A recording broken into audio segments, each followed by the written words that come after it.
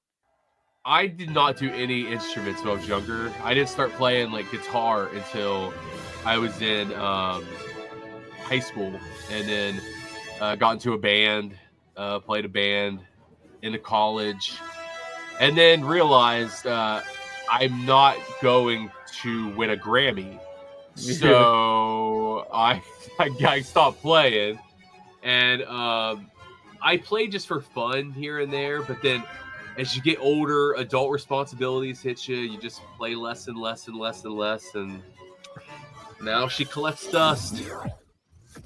That's But fine. it's a nice guitar. I think I'm gonna like keep her nice and clean and give her to my kid one day. I had here's another fun fact. I used to live when I lived in Pennsylvania. I lived I lived closer to Philly. So I had this guitar that this guy had wanted. And I didn't know this at the time, but he owned a ticket site. Like he had his own ticketing site. It was called Ticket Warehouse.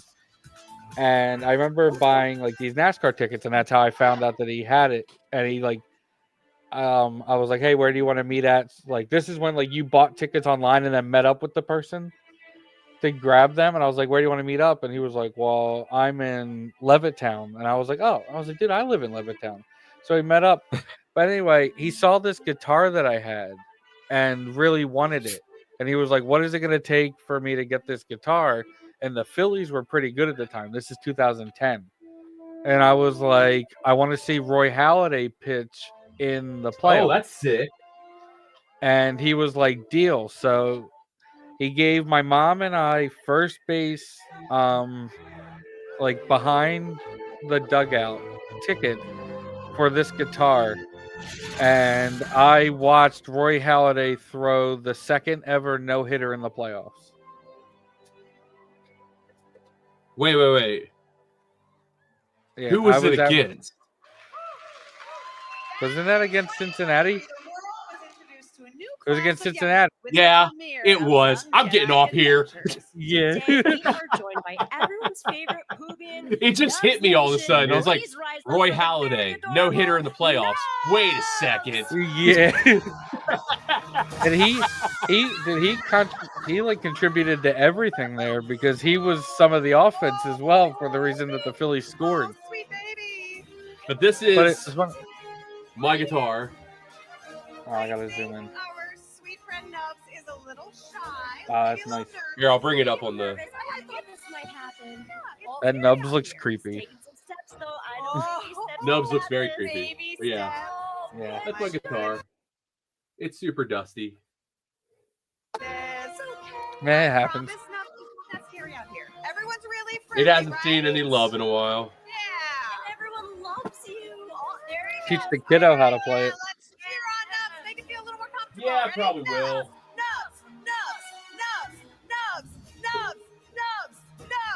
Just do what I do. Just teach her how to play power chords and then don't learn anything else because that's all you really need. Teach you how to play a 4-chord song. Yep, just play punk rock. You'll be happy. That's a yes.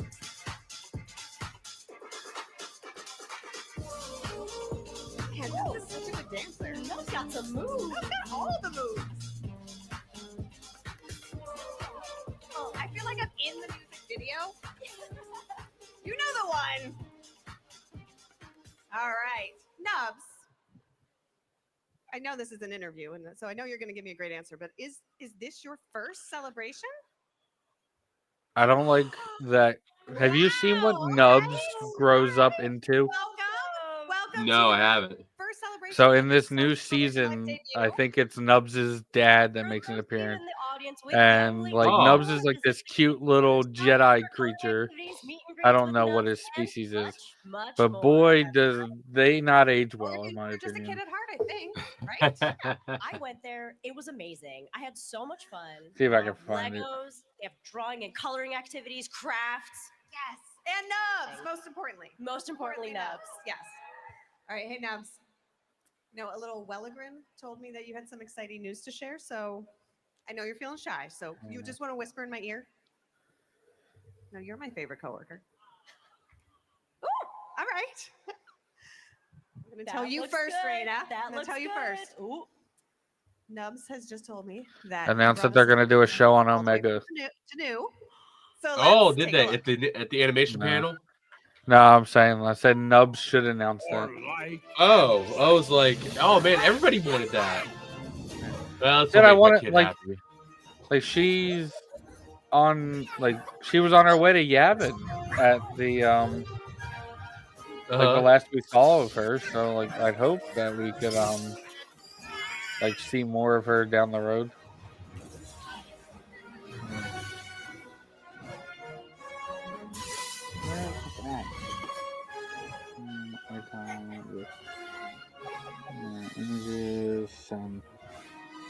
Look what Nubs grows into.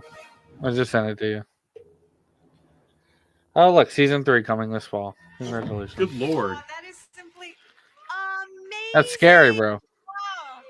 We're so That is excited to terrifying. announce the adventures of Kai, Liz, Nubs, and Nash will continue in season 3 of Young Jedi Adventures coming this fall to Disney Plus. I gotta I'm gonna get my niece is 7. I'm gonna get her to watch it. Nubs Nation in the house. Rise up. Because like I watched Bluey with her. Bluey's great. Master Zia, Wes Finnick, and their newly found friend Cyrus. Frenemies, but well. And we're going to see some new faces, new friends in new droid companions, Beepers, Dozer, and Gigi, each with their own unique and hilarious personalities. It is so cute, Raina. You're going to love it. Cute. I can't wait. Is And that a giant inflatable Grogu? the renowned It eccentric is a droid giant builder, inflatable Grogu in the It background is. there. Boy, does he look mischievous. I like up to smile. That smirk. He is up to some shenanigans. I don't trust him. I don't trust him or his little droid. All right. Well, we can't wait to see what you and your friends get up to in this season of Young Jedi Adventures, Nubs. Thank you so much for I wonder. joining us. I hope the person in the costume is getting paid a lot of money. But also, that's a really good costume. That yeah, it's awkward as hell, but it's still a pretty good costume.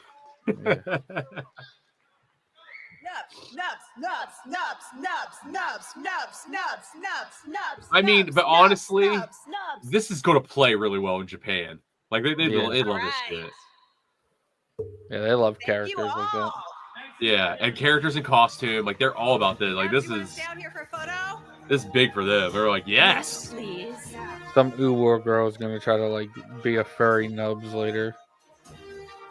Because they literally have like people in costume that are like mascots of towns in Japan. Yep. So like, there's going to be a Japanese town that's just going to adopt like If you love Nubs Star before he Wars leaves so much Japan. you can taste it. You need to check out the delicious eats here with our friends at Moncrave. I have my Oh, what do we got? I love I cooking. think That those was my waffles. What do we have? that was my pandemic hobby, was learning Oh how yeah, to it's the cook. waffles. sweets. Yeah, we've got some delicious sweets here. Let's start right here. We've got crunchy shrimp chips. Delicious, folks. No, I don't What's like shrimp. special about these? Yeah, I like seafood. So they got really cool trading cards here, and it's a surprise. Choose from one. Oh, of the gotta get 9 it. Right here. I think We it's need gonna be cards. 9 bags because Oh, nice. Must collect right? cards. Love it. What else do you have? Must What have else? them all. What's down over here? I want that thing right there, like that has like the emblem, like this thing. Ooh. They should do that as a cutting. Like, imagine that as a cutting board. Amazing. Ami, what's Anybody in the stream, if you are in Japan, get down there now. Get those. Only here you can get. There are cards down there, people. only here? It's exclusive to Precious Celebrate. cards. And right here, you can see there are these green matcha tea cookies. Ugh. Caffeine And cookies. snacks. I'm so here for this. And finally, right over here, what is this cute and adorable Grogu box? What is this?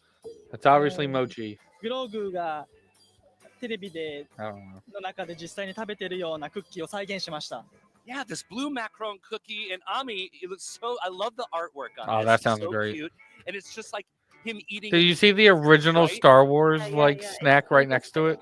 Yeah, and we got a picture of it right up here. Nick, get in there. Get on in. Look. Get Look, in there. you see it right, like right to the Oh, right of Right it. there.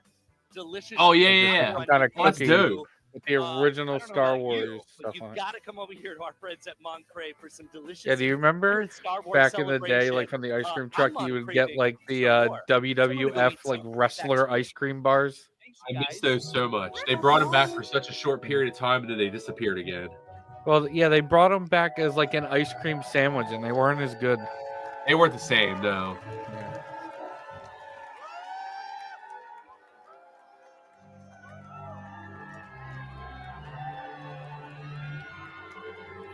do you think the government, if they wanted to, could make an X-wing that flies? For 20 years, Lucasfilm Animation has No. been hard Or- at work bringing us such Like, favorites do as you the think Clone the Wars, X-wing Rebels, could I have actually no fly? faith in honestly, us. way too It- many it's a named species right right now. now. They introduced Star Wars fans Do to you their think favorite Jeffrey storylines, Bezos and all of relationships, and his penis characters, rockets could including build the an murderous X-wing? war criminal that is No. Chopper.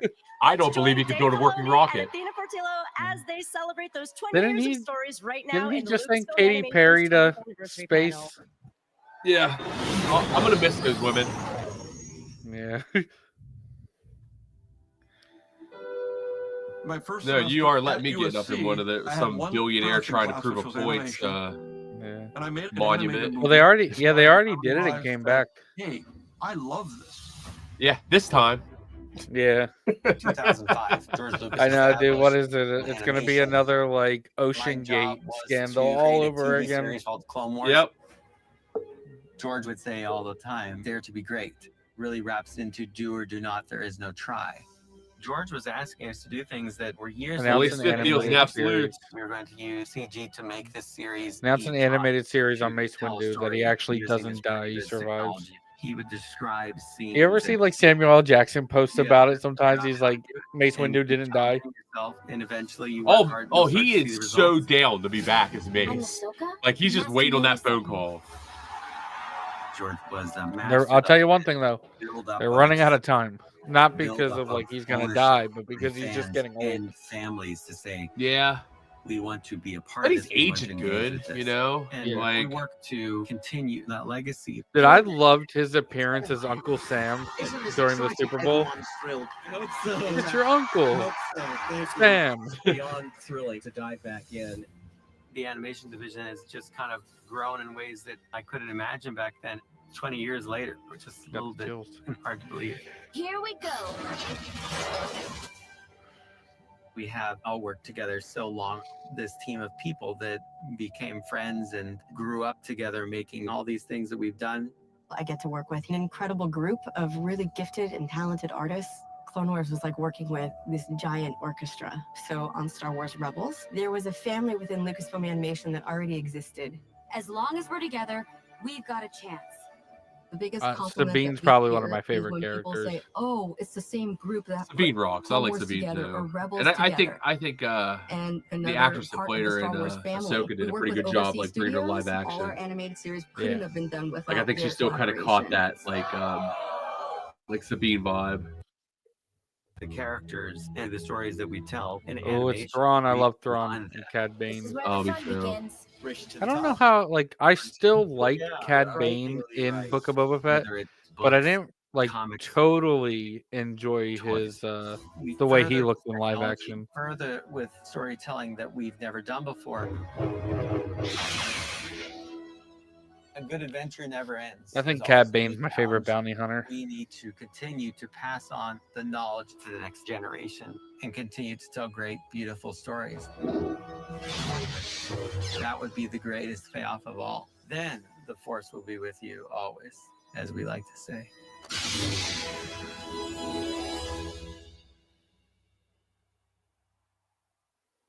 Please welcome to the stage. Also, are they going to do it? actor And sound designer from Skywalker Sound, David W. Collins. What do you mean, David Filoni?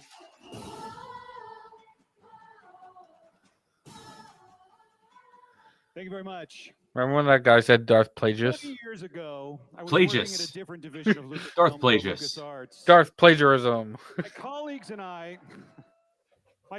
I heard a rumor that George Lucas was secretly putting together a new division at Skywalker Ranch at the Big Rock campus up there. This was welcome news. We didn't know about the future of Star Wars. Revenge of the Sith was about to hit theaters. And later on, about 2 years later, I was invited to a meeting to meet a young man in a hat named Dave Filoni. A young man in a hat. This was, of course, in preparation for our first ever Lucasfilm Now animation he's old. Star Wars celebration. And today he lost his hat to Pedro Pascal. And what he Pedro showed Pascal me is that walking day around Japan somewhere with a hat were on. pieces of concept Yeah. art, I am the one who knocks. even models and cast My hat. Totally my hat. Were familiar to me, some that were new, like Ahsoka Tano. Do you know that next year Pedro Pascal has 2 movies coming out in the month of May? He's a working man. He's going to be in Avengers Doomsday and The Mandalorian and Grogu. Audience for the first time. Oh, he's I going to was be lucky enough to stand on oh, yeah, stage because he's with Mr. Dave Fantastic. Filoni and Of course, Lucasfilm yeah. Animation, and I knew we all I knew. still can't in that believe like they room gave us the fan service of Star using John Wars would Krasinski, change but like for I wanted more John what a Krasinski. gift Lucasfilm Animation. is. Yeah, Scram- he seemed like he was going to be a. Himself and the team at It's Lucasfilm kind of that Animation. trade-off, though. Like, A would gift you that has rather have given John us Krasinski or so would you have Pedro much Pascal? over the last 20 years. John That's a Krasinski. tough one. Shows like the Clone I'd still Wars, say but Pedro also Pascal. shows I'd watch like that man do Star anything. Wars Rebels. Like, if they decide tomorrow, hey, The Pedro Tales Pascal, series, Tales of he's the going to play Jedi, Anakin Tales of the Skywalker. Empire. Screw it, let's do it. Yep. Star Wars, the best. Pedro Pascal is Darth Vader. And so I mean, he so already much does good more. voices inside helmets. Today, Yeah. we're all here to celebrate that legacy, the work that they've done over the last Pedro 20 Pascal, Darth how they have Malgus. given us some of the most expansive Star Star Wars Wars. storytelling Yeah. to ever hit the screen. We're going to talk about those shows. Pedro Pascal is Darth importantly, Plagueis. We're going to see what Lucasfilm Animation has for us and has in store for the future. Darth Plagueis. I still can't believe we said it. Darth Plagueis. Without further ado, please join me in welcoming to the stage the Vice President of Animation Production, Athena Portillo, and Chief Creative Officer at Lucasfilm, Dave Filoni. Come on out, guys. More like Dave Baloney. Ha Wow. He doesn't even know it. He doesn't know he just got roasted on the internet. He felt it. He felt a tremor in the force. Someone called me baloney. Hello. How you guys doing? Thanks for coming out. Really appreciate it. So, Dave, Athena, welcome to Japan. We're here in Japan. How does it feel to be doing Star Wars Celebration in Japan, especially since Japanese cinema and culture is so important to Lucasfilm Animation and to you personally? I feel like I'm right at home right now in my element. It's funny. Look at Athena. Look at his outfit. She looks like a Sith Lord, right? Sith Lord. I love it. I'll tell you something. When I met Athena, she wasn't working on Clone Wars. She was working on a different project at Lucasfilm, but her license plate said Jedi 96. And I'm like, why aren't you working on my show? And so we got you. And now I have my own Sith Lord to produce a series. And you have to understand, it has to be known. I am out there and I present a lot for Star Wars. I get to talk to you guys all the time. But none of these shows Also, happen it looks like without he got her. his hat back. Let me be clear. None of it happens without her. So just know that. Super important. How many of that specific hat do you think he has? Let's not use the whole panel for this. You're our Jedi They master. want to hear about 66. other stuff. All right. Yeah. It's about you right now. All right, David. So, Sorry. so from the very beginning, you guys have been working together for a long time then. Yeah. Almost 20 years. Wow. Yeah, 20 years this July. Wow. 20 years. So I want to go back to the beginning.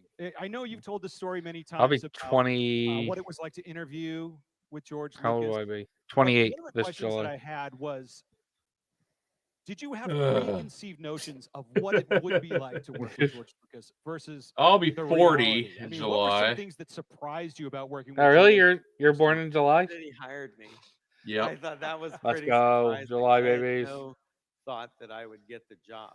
I just didn't think of myself that way. But I went into it to meet him. Okay, and thought 40 that'd is be the a new great 20. story when I stood in line That's for Revenge of that's the good. Sith. Let's go ahead and believe that. And Yeah. as fans, My like, back doesn't feel 20. I'm George Lucas, and it's No like that. part of me feels 20. But Yeah. I met him, and just immediately we got along, and he was talking about stuff, and I. But then Yeah, again, no look part at- of me felt 20 at 20 perspective either. on things, That's but what I was I about to say. Like, how, I just don't. generous he Time was just with kind of telling it, flies. Like, I'm like looking I at my niece and unfortunately nephew. played. teach.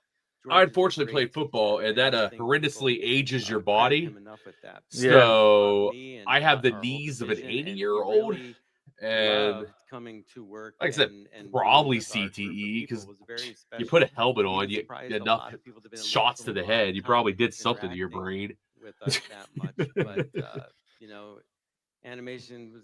I never, fun I don't because, know. like, I didn't all enjoy these stories like week after week playing after week football or after anything week, like that. I just fast, liked and bowling. turning them around and getting better every week.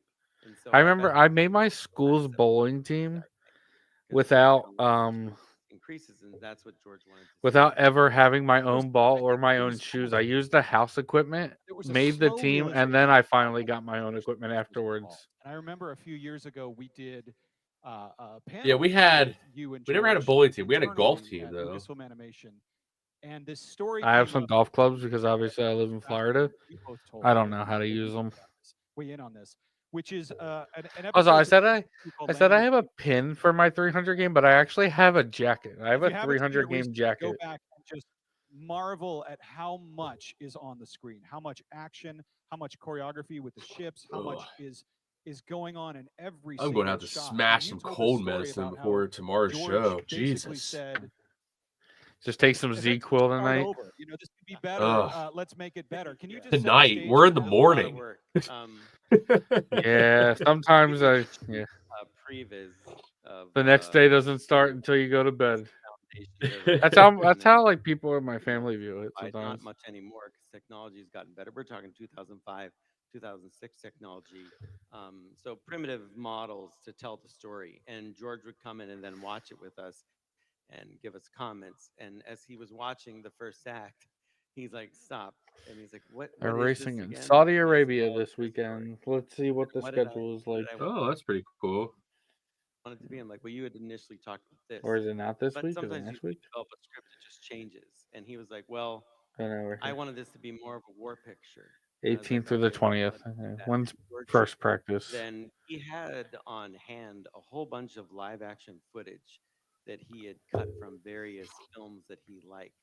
Things like Battle of the Bulge and different war movies, Battle over Britain.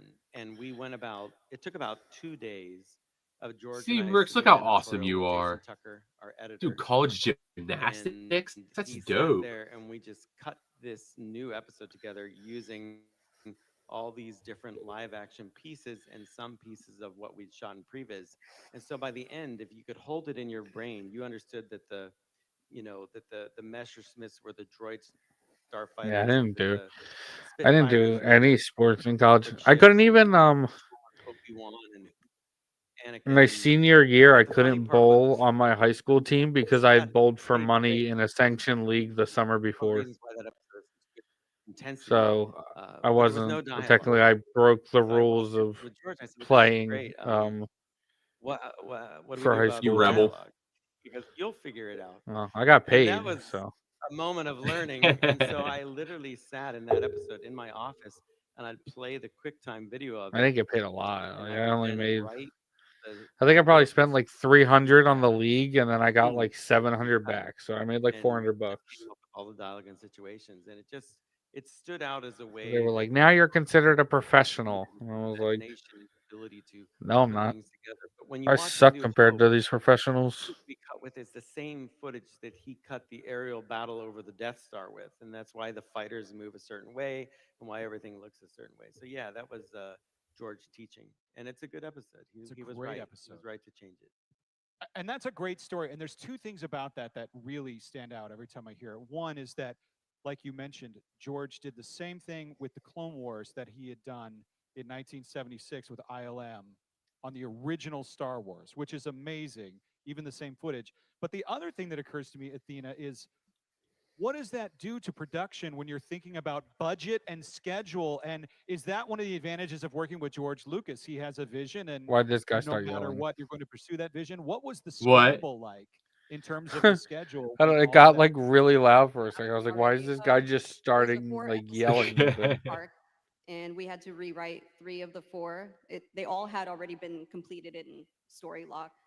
I'm sorry, Whip animation, and so we had to go back, rewrite the episodes, had to pause production, what felt like for a couple of months while we waited for those scripts to be completed, and then re-viz everything. So, but we made it happen because it was the vision that needed to be executed. And what we've always learned, and Filoni continues to tell us, is it's just going to be better. And we always function in that capacity, even to this day, that everything is a CBB, a could be better. And if you have that opportunity to make it better, you do it, whatever it takes. I don't believe in saying no to anything. I believe in let's see what we can do. That's an amazing George Lucas legacy right there. It's incredible teaching. That's incredible. Yeah, very similar lesson with ILM. One of the things about Clone Wars and Lucasfilm Animation that I touched upon a little bit when I started talking here today is that I remember watching the Clone Wars, fully accepting the very famous bookends, Attack of the Clones and Revenge of the Sith. You know, that was part of the fun of the prequels, is that we knew where it was going to go. The fun was in the unraveling of it and the details.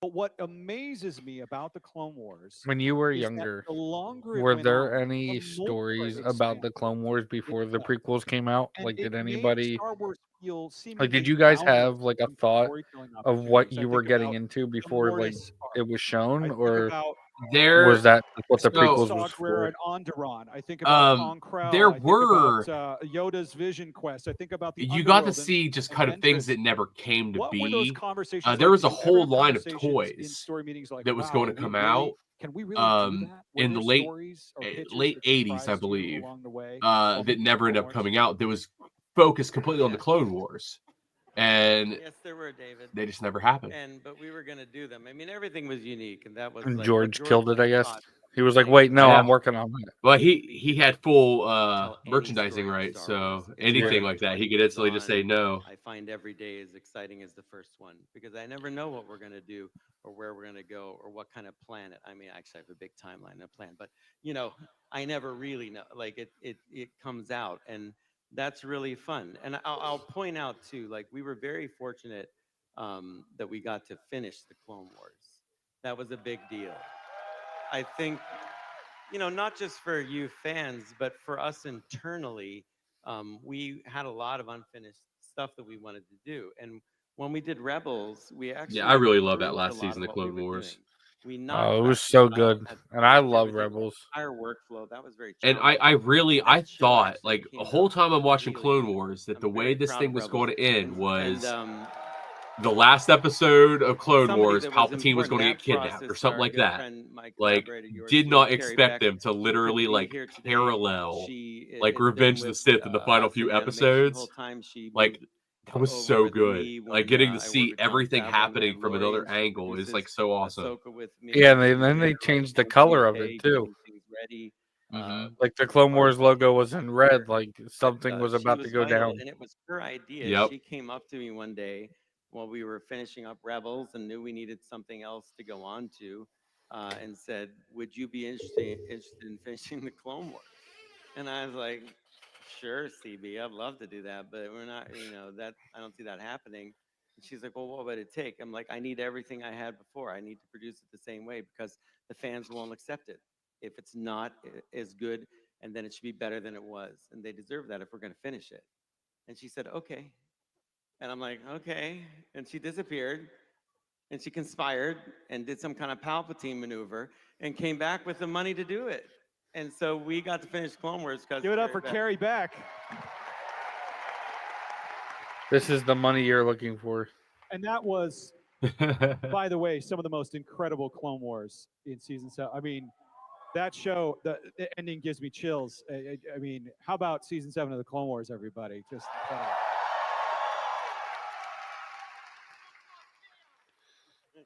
Now, we have a bit of a tradition at Star Wars Celebration. Some of you may remember a few years back, you, before you had finished the Clone Wars, had this amazing ability to somehow share pieces of Clone Wars along the way that you're like, well, we didn't quite finish that one, but we were working on this, or we were working on that. Before the Bad Batch, we had a panel showing the animatic of the Bad Batch. Were any of you there for that? So my question is, you got anything like that that maybe we could? Well, Ooh. it's very dangerous, David. It's very dangerous. All these things I don't think we're ever going to get to do. And then I think, oh, it'll be special and we'll share it with everyone. And then somehow later we do it. And Show us yeah, anyway. so maybe we shouldn't share it. Yeah, it's. But we could share. All right. There's a clip we have, and Athena got them out. She found them in a dusty old computer, and I said, "Wow, let's look at these." I'm a And we dusty thought they old were computer. acceptable enough to show you. Haha. And so this is part of an episode, and because I know you guys know this stuff better than I do at this point, it's from the Boba Fett arc that we didn't do, where he was taught by Cad Bane, which was going to be a storyline, and he was learning how to be a really ruthless bounty hunter from Cad Bane. The idea being that Cad was like the bad father, right? Django was the good father who really loved his son, and he didn't have that anymore. He had Cad. This sounds amazing. And so there was just really Yeah, I wish they would have cool done it. action scene Yeah. that we've never shown you. We watch it sometimes internally, but we never share it with you guys.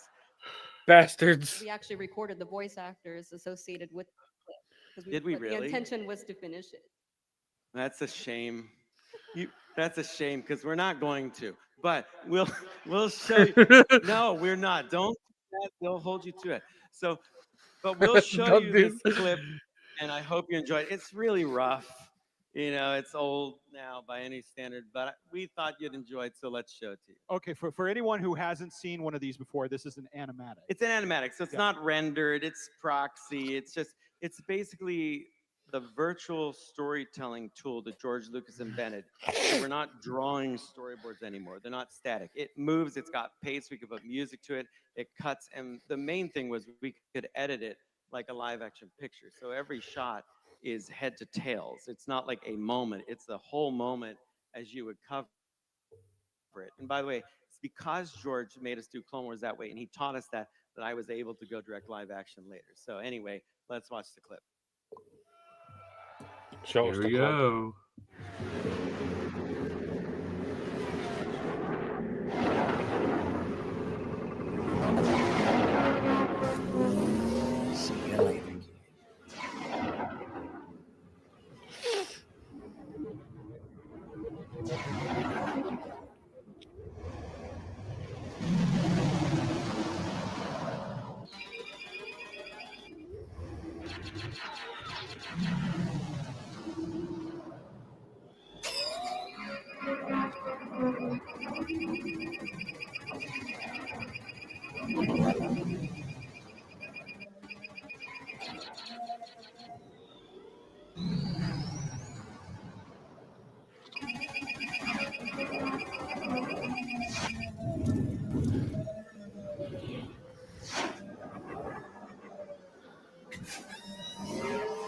I feel like Boba would be too young to have any skill in the Clone Wars, though.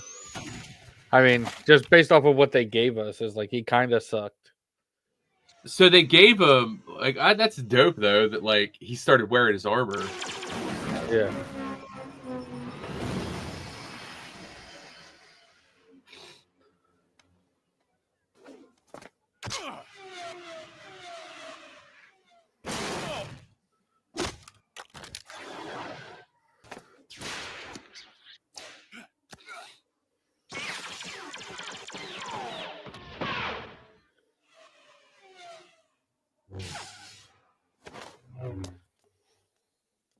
This is so cool. Even if it's like crude in like its design. Oh, look how good Anakin looks even in this animatic. Skywalker, did you capture the assassins? No.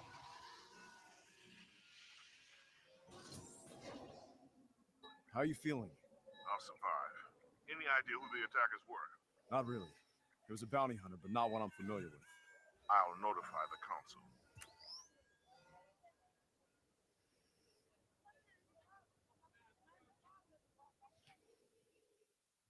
Yeah. Pretty good. I think it So looked that's pretty what damn George awesome. would come I've in never and seen that watch. before. He That's would come in awesome. and watch that, and then we'd discuss it, would make changes if needed. We had a lot of latitude because all those shots existed in the computer, so we could bring up into the Avid any single shot, and George could say, "Well, let's reframe it, let's retime it," and we could work that way as well. So we had a lot of latitude, and we still do stuff that way today. But that is foundational. The animation, the camera work is all based on that type of footage, and we use that all the way up through Bad Batch, that style. What's really interesting about that too is just a follow-up question. What about the sort of choreography in terms of action sequences? That's all done within that same tool. There's not a meeting about it first. It's just all done in that same visualization, like it was shot, like live action. We do a big whiteboard meeting where I've got several big boards, and I just sit there and I draw. We draw city streets, blueprints, maps. We say this is going to happen here. We want this to happen. It's in the script, and we kind of strategize it like a big tactical play. But then it's really the creativity of the individual artists, and some are really good at action, some better at dialogue, and then Athena can look at that, and I mean, you tell them when you analyze all that. Yeah, it's what we call our story launch process. So we'll read the script together as the whole team and the episodic director associated with the episode and their team. So it's like a 4-hour meeting. You ever hear the story about how like Obi-Wan got his planet like in canon, like the planet that he was born on? We were thinking about in terms of is it possible Stoojon? to use this by way of Yeah. character count, by way of Yeah. asset count, I think that one's always interesting. Like where John Stewart's like, where does he come from? And he was like, I don't know. And he's like, why don't we just call it Stoojon? like I had these seats going because you would ask me, where were we at this point? How many man days? Are we over? Are we under? What can we play with? What do we need to cut out? And that happens with every episode throughout the season. Well, it's amazing to me to think about, this machine that's making Clone Wars, and then Star Wars Rebels happens, and it's a whole different style, a whole different set of characters, a whole different era. And speaking of expanding the lore, it starts with this cast of characters on Lothal, some space battles, but then you end up going into this world between worlds with Fulcrum and the Bendu and Thrawn, and I mean, the scope of it becomes almost bigger because it started so small. Is that something that you mapped out from the beginning? Is that a discovery process? Can you talk to us a little bit about Rebels and what it was like kind of breaking those season by season? I love Thrawn. A little bit of both. I mean, Thrawn's I would such say a in good the beginning, character. the biggest thing we didn't know, and I think people forget this now, Rebels is the first project that Lucasfilm did with Disney that was like of its kind. We were out before The Force Awakens, and so we didn't really know what that relationship was going to be like. What I found, and I think you agree, is that they gave us a large amount of latitude. But there were differences. The style became different, and we wanted to try something. We didn't want to compete with ourselves doing Clone Wars. And so we started out with Rebels. It was more of like a Miyazaki-esque Macquarie style mix. And as we got more confident with that, the stories became more confident. I remember this was the pivotal thing, was an executive that we were working with at Disney said, well, could you put Darth Vader in this show? And I was like, I could, but it will change the show. And they're like, what do you mean? And I'm like, Darth Vader's evil, and he cannot be kind of evil. He has to be really evil, because Anakin at this point rejects his former self, and he is just evil. And he will want to kill everything and anyone that he disagrees with or doesn't know. So if you're good with that, we can do that. And he said, I'm good with that. I'm like, okay. And you notice the tonal shift when Vader comes into the show. The whole show changes. The Inquisitor started to change it first, and then Vader really changed it, because when you use the iconic characters, you have to stay true to their nature and true to what George's overarching plan was. And it's very important, because you can really quickly, without realizing it, change something that impacts much greater things later on. So that was a big shift for us in Rebels, was bringing Vader in, and because Vader was in, I could bring Ahsoka in, and having Ahsoka was a connection to Clone Wars for Clone Wars fans, but also the show's never about her. It's always the show's point of view on the Rebels and Ezra, and she's helping facilitate. She's more in the Obi-Wan role in that show. So, but World Between Worlds and that stuff is just weird stuff I like personally, and I said, well, I've got this show and I want to explore it, and they're always game for it, and I say it kind of looks like this, and I like those odd ends of the galaxy that kind of creep into what's in the cave in Dagobah, and it asks you to believe in something that might be challenging. And for me, that deepens the myth. And George kind of did that with Mortis, and then I brought that together and expanded on it. And I'm still working with these themes today. If you watch Ahsoka, like, she's still very much out in that world, and that's why I think she's a fun character, because she can explore this kind of fringe element that, and in animation we can experiment with that, where I think it's even riskier in live action to do something bizarre like that world. But World Between Worlds is just an idea I had for a long time to materialize a existence for the Force. It was also a chance to honor everybody working in Star Wars. So I have dialogue from JJ's films in there. I have dialogues from Garrett's film in there, from Ryan's film, and they were all working so hard. And I thought, let's include everybody in this. Let's reflect everybody and bring the entire Star Wars community together in one space that's echoing forward and back. Because I think Star Wars works best when it's its total community. I don't get into this debate of what's better than what. I don't care. I like it all. I like all the people in it, and I like all the fans. That's just how I feel. Yeah.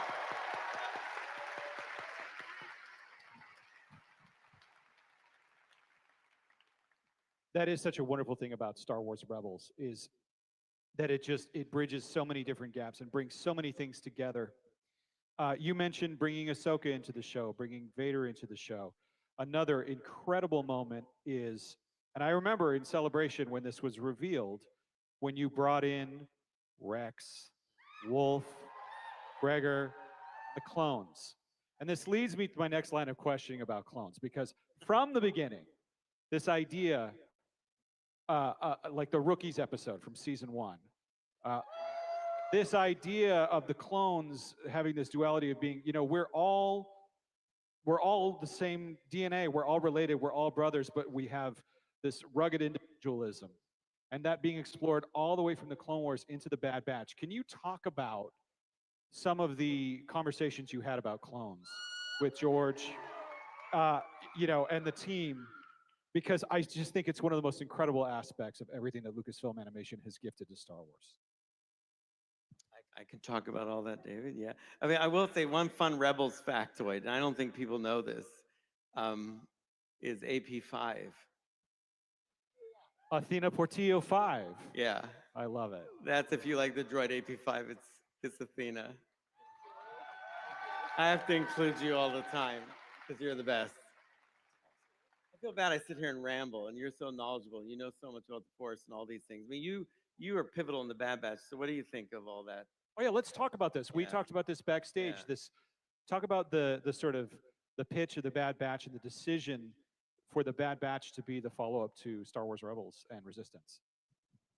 I love the idea of what you were just saying in terms of sharing the DNA, but the fact that all the clones had unique personalities by way of Clone Force 99 was the most exciting part of that idea of the pitch. And the fact that it came from the episodes in season 7 of Clone Wars and wanting to expand off of that, that was pitch enough. It was great. As far as the clones go, what George That's where I got Clone Force 97 from. Well, under the 97, yeah, I figured. 97's my birth year, but nice. Under the Empire, the stormtroopers are all different, but they become the same, and that shows you why evil people just crush you and take away your individuality and make you just a number. So now you're TK, 126 instead of being Rex, instead of being Cody. That's what the Jedi were providing, space to be yourself. Yeah, George and I were always shocked at how much people related to them. That really took us by surprise. But through all walks of life, people found some kind of common energy in the clones. And, no more so than when George said, we're going to make this Bad Batch group, and they're going to be very different. And we didn't know what people would think of that. And one of the reasons why we did the Bad Batch, too, was that George, that was one of the ideas that he had when we were still working together, was let's do a Bad Batch spin-off and continue with the clones that way. And so, I loved working with George, and I always try to honor that, what he wanted. It's important to me. Give it up for George Lucas.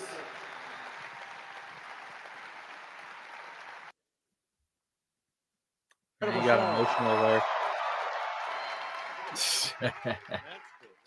Oh, God. And by the way, I'm pretty sure we have some folks from Lucasfilm Animation in the audience today? Are there some folks from Lucasfilm? If you work at Lucasfilm Animation, stand up because you deserve a round of applause. Anyone from Lucasfilm Animation out there? There they are. And everyone at Lucasfilm Animation watching via the live stream back home, thank you for all of your incredible work. That's so cool. Speaking of which, I do want to take a moment to address the live stream. We are streaming this panel right now, so people are watching all over the world via the live stream. Thank you for tuning in, and I want to say to all of you on the live stream, enjoy everything that Star Wars Celebration has to offer. And let's hear it one more time. Don't go anywhere, all you guys. We still have a lot more to come, but let's give one more round of applause for the last 20 years of Lucasfilm Animation. And thanks for tuning in on the live stream. Ugh. Is that all of it? No, they cut us out. Oh, okay. That's all for that one. But they were still talking though. Maybe that's as much as they were allowed to Our film. next guest is a 30-year veteran as Lucasfilm and Industrial Light and Magic. Please welcome to the stage, Janet Lewin.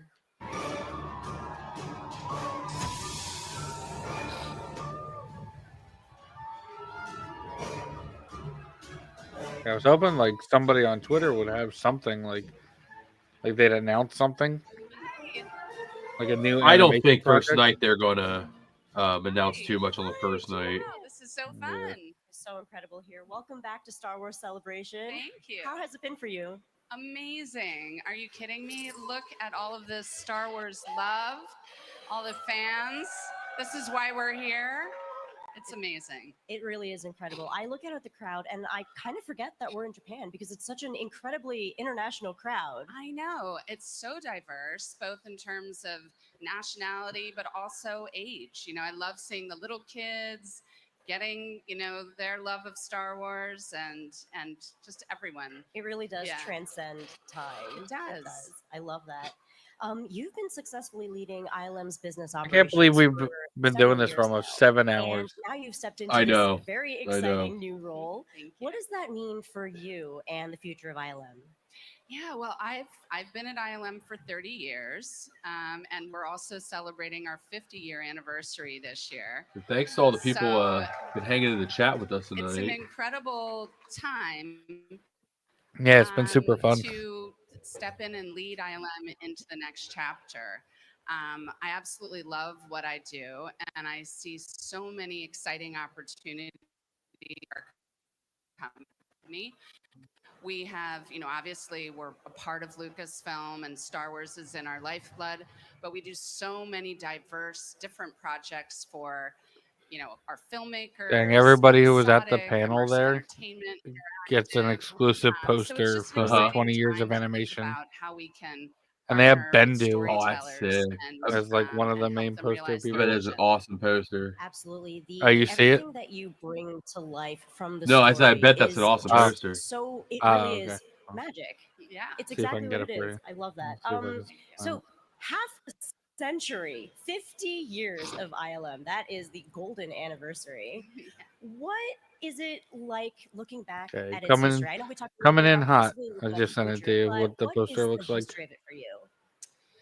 Yeah, well, having been there for more than half of ILM's history, I really have gotten a bird's eye view of what it's like to be at ILM. Oh, yeah, that's a and, sick you know, poster. we're all about Yeah, that's a 10 out of 10 poster.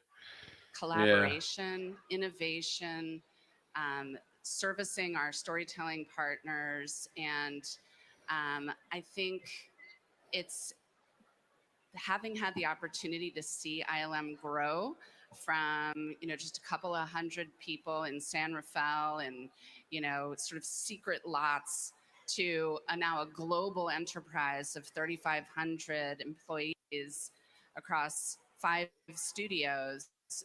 It's been just amazing to see that transformation. Truly, when you said 35, I got chills. That is, know. the growth is so. Light and Magic season 2 is out now. Actually, I know. It's out right it just now. got released. Yeah. What are the Oh, I gotta watch differences we that. can expect in season 2 that we didn't get to see in season 1? Well, it's honoring a different time period. So it really picks up where season 1 left off. And we sort of affectionately refer to the 1990s as ILM's sort of teenage years. You know, it was a very transformative time for visual effects. Lots of competition was starting to, build. And also at the same time, new technologies were making visual effects more available to filmmakers. So we really saw the 1990s as our first growth opportunity, not just doing Star Wars, of course, but working for lots of different filmmakers. And Light and Magic 2 really gives you a peek behind the curtain, not only of the process and the methodologies that changed with the digital revolution, but also the people. And I think at the heart of it, it talks about, the amazing risks people took to realize these new visions and to change their ways of working. That's really inspiring, not only for filmmakers, but for anyone. Absolutely. Yeah. During such a great change in the industry, what do you think allowed ILM to thrive when the competition is very fierce and it is kind of scary new territory when the technology, like you said, is suddenly available to everybody else? What do you think made ILM stand out from the rest? I think, our artists Oh, Kyber. are resilient. Hey, what's up? And they are Star Wars, storytellers. Darth I like to say Maul, we're all Shadow storytellers. Lord And they were animated able TV to show. adapt to the changing Joe. times. So it's one of my favorite stories Well, about that time period. We got an is TV that series. people who were working in the model shop adapted Kenobi! using the computer when Not it the was Star, clear that was not the going to Star be Killer series I wanted, but it's methodology. close. And likewise, people who were doing hand-painted matte paintings learned how to use computer graphic tools. So we still retained a lot of the original artists, but they just learned a new medium. I'm just glad And that I they think, announced something. that is sort of in our DNA. Mhm. We attract and retain and nurture talent who has that spirit of innovation, resilience, adaptation, and innovation. It takes so much tenacity to go from analog to digital, especially when you're so used to an art form like you said, hand painting, and then you have Right. to move into the digital era. But the fact that ILM was able to foster those talents and just continue to grow and evolve all together is truly, truly so powerful, and it's just so incredible to hear about. Yeah. The Light and Magic panel was really, really beautiful, honestly. I was so thrilled to watch everybody get back together. And I asked Ahmed and Rob the same question. But in your panel, what were one of your favorite stories that you guys shared?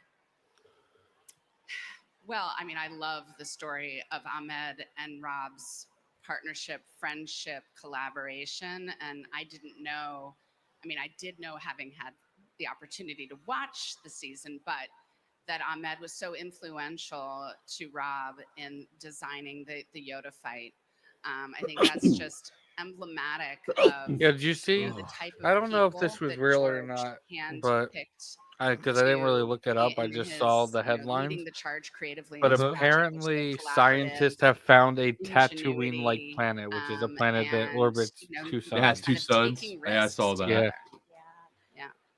That And I was panel like, was so there are unique, Jedi. and They're exactly just as you said, Ahmed in a galaxy talking far, about far and away. recalling what it was like Exactly. to see And it already conceptualize happened. the It Yoda was a long battle time just ago. in his mind, Yeah. watching a lot of anime, for example, Yeah. and then seeing it actually come to life on the screen and knowing that it's about to happen while Yoda kind of like trembles forward. It was so incredible to hear it from Ahmed's perspective as well, because we as fans, we didn't know obviously, but we kind of suspected it as it was inching forward, and it was just such a wonderful panel. Thank you so much. Oh, absolutely. Janet, is there anything you want to say to our fans out here in Japan? Oh, thank you guys for being here. It's amazing to see you. We have so many fun projects in store for you. I hope that you're going to binge watch Light and Magic 2 tonight.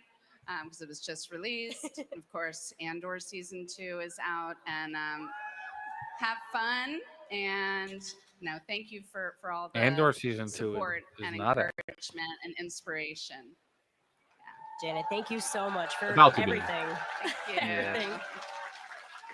Yeah, I never got to Day release one episode of 11. Like we were Celebration doing the Live is review still podcast rolling stuff. along. Don't miss it. Anthony's audio got messed up, so we were supposed to do 11 and 12 like on Tuesday, but I went to go see the Minecraft movie with my niece and nephew. And then we were supposed to record today, but then Charles couldn't do it. So now they want to like do something on Saturday, and I was like, if we do something, I'm just like, instead of having to waste time editing and stuff like that, and try to rush it out before Andor season 2 comes out, I was like, maybe we'll just do a live stream and just talk about episodes 11 and 12. Mm-hmm.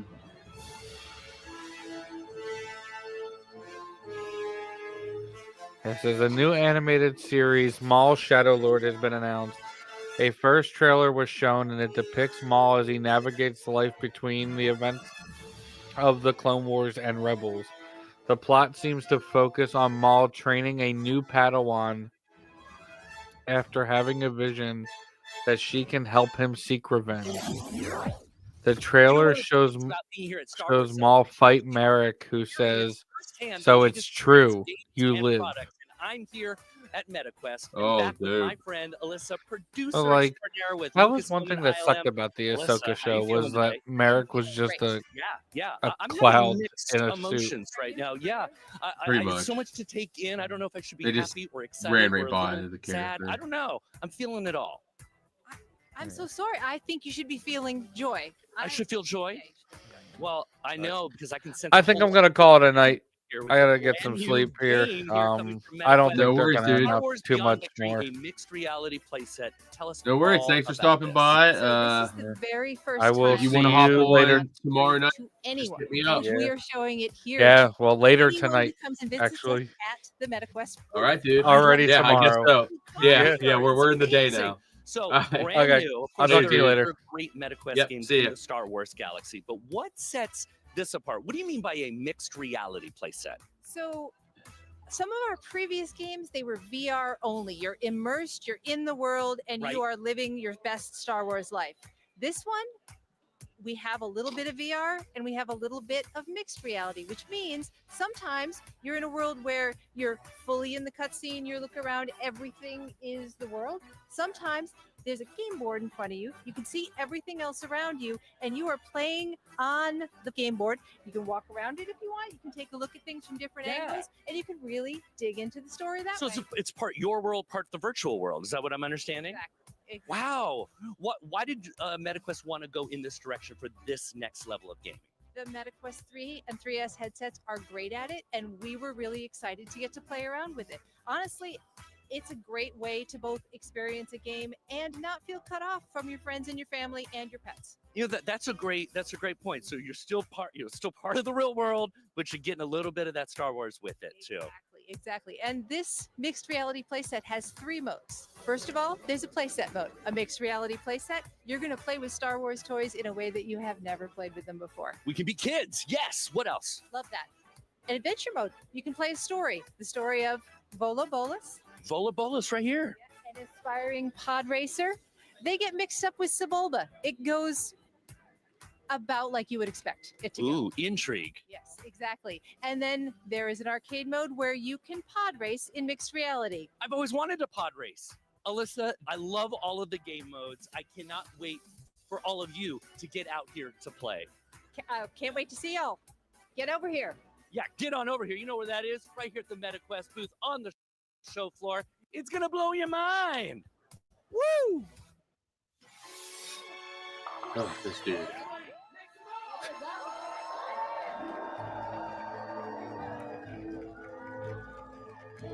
Yeah, guys, we are at shade under 7 hours of this fantastic live stream. Oh, God.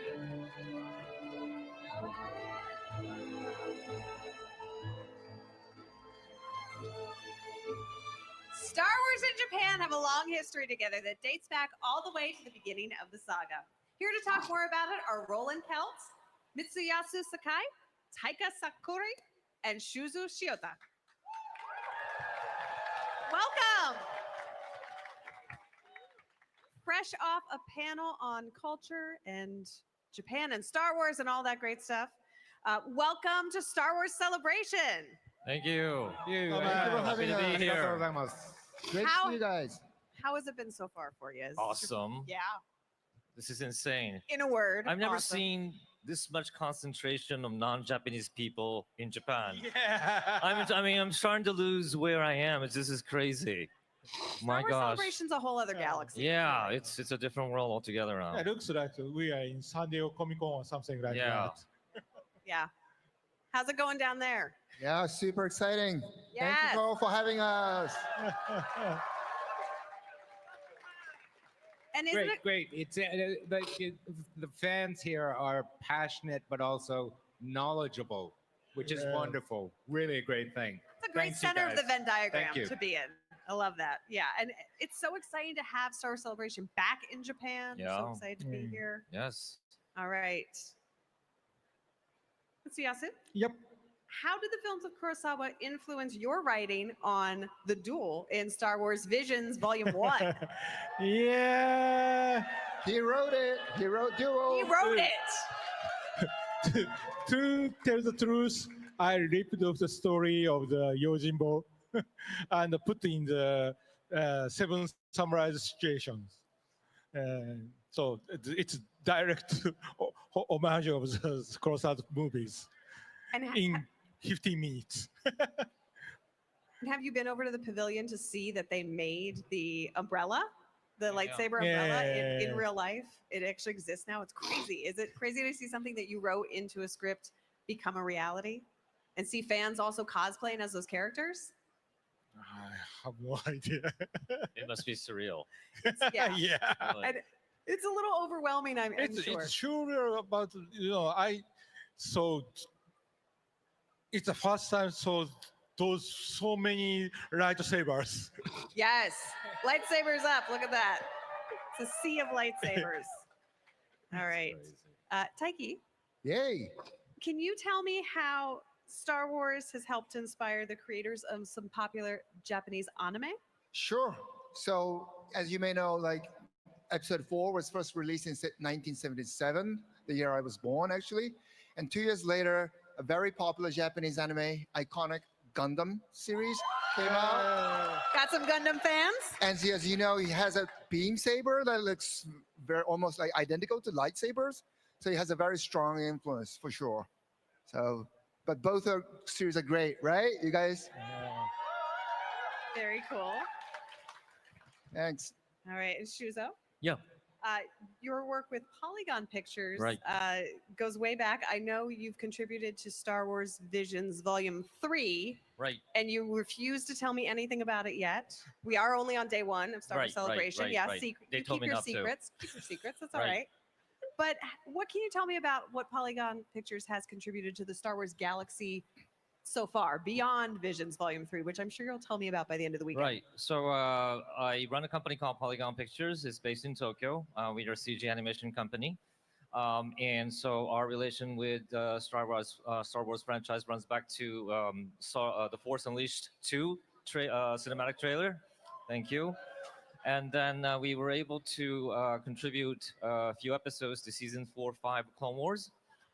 And Clone Wars fans in the house.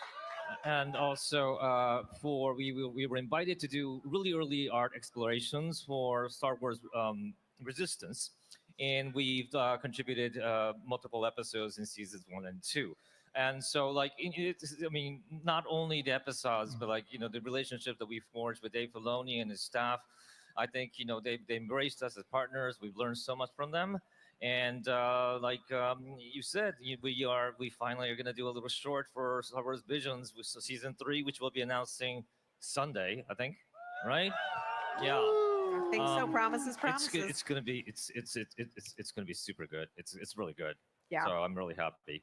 Oh, I can't wait to see it. Yeah. All right, amazing. And Roland, you're not out of Yeah. this one yet. I'm here. All right. How would you describe the unique place that Star Wars has in Japanese pop culture today? Well, I'm used to appearing at anime cons in the United States. Some of you may go to anime cons once in a while. So I wrote this book called Japan America, which was supposed to be about Japanese pop culture exclusively. But the first few pages of the book are about Star Wars. And as some of you may know, Star Wars actually opened the floodgates to a whole slew of anime series in the United States. Specifically, at the beginning, Gatchaman, or what was called Battle of the Planets in the United States and around the world. And because Star Wars was a kind of space opera that took place in outer space but featured these oddball characters all working together to one goal, the Japanese pop culture model worked perfectly. So you had Battle of the Planets, you had Star Blazers, eventually you would get Akira, and eventually you would get Ghost in the Shell. So there's a whole continuum that Star Wars set off. So it's all here in the book. It's all here in the book, I promise. Amazing. I love Thanks it. a lot. Plug here. I love it. I love it when it brings a prop too. Bring a book over to the Star Wars Celebration live stage. You got it. Love You to got see it. All right. Thanks. To wrap us up here, there is one icon of both for Star Wars fans as well as fans of Japanese cinema. There's one icon that we haven't talked about. Everybody yet. in here still Well, the chilling four of and you have been up watching. here, and that is Akira Thank Kurosawa, you. of course. You guys So are awesome. Why should Star Wars fans watch the films of I Akira think we're getting Kurosawa close to if winding they down. Like, I haven't think yet? we're And do you almost have a favorite there. Kurosawa film that you would recommend? As if there are any It's beginners been a in the audience marathon here today, who are guys. watching I at home. appreciate everybody that's been popping in. Well, and I mean, watching it's, and everything. It's not a secret that George Lucas is very much influenced by Kurosawa Akira's work. Hidden Fortress was something that really influenced him in the New Hope. Me personally, Seven Samurai is awesome. Yeah.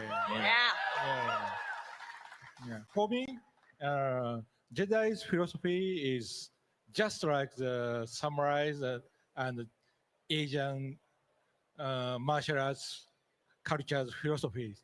So I think we have so many common kind of things, moral and justice kind of things. And so when I wrote the duel, I not only just ripped off the Kurosawa story, but also put into that Japanese samurai kind of philosophy into it. And I hope everybody feels that Yeah. way. Yeah. Favorite starter film that you'd recommend? Me, I'm old man, so I love the episode 4. That's a Star Wars film. Yeah. Yeah. You know what? We can recommend Star Wars here at Star Wars Celebration. Okay. I think that works. All right. Oh yeah, my favorite film. Maybe Hidden Fortress. Yeah. It's has a heavy influence on the Star Wars storytelling, so it might be worthwhile watching if you haven't watched it yet. Sure. A movie about a princess and two bickering best friends. Right. It sounds like something sounds that Crowd familiar. might like. Yeah. Might be into it. Yeah, I also think, it's almost a terrible thing when a filmmaker or a writer becomes a classic, because then everybody thinks it's going to be boring. Kurosawa is not boring. He's really funny. He's crazy. He's wacky. I mean, Mifune is a nutcase. And if you watch Seven Samurai or Hidden Fortress, or even the earlier films, some of you might know Drunken Angel, Stray Dogs, they're amazing films. And they are full of the unexpected, and they're really entertaining. So don't watch Kurosawa as homework. Watch him for fun. He's really a lot of fun. Promise. Yeah, and I anticipate those who haven't watched yet will watch Kurosawa films, and they might see Star Wars actually from a different point of That's view right. afterwards. Absolutely. So it'll enrich that experience. But wonderful, gentlemen, thank you so much for certain coming point to of Star view. Wars Celebration live stage. Thank Thank you for your insights. Anthony, And arigatou gozaimasu. I hope you enjoy the rest of your time at Star Wars Celebration. Thank you. Speaking Thank of you. enjoying, we have even more Star Wars Celebration live for you to enjoy, so don't miss it.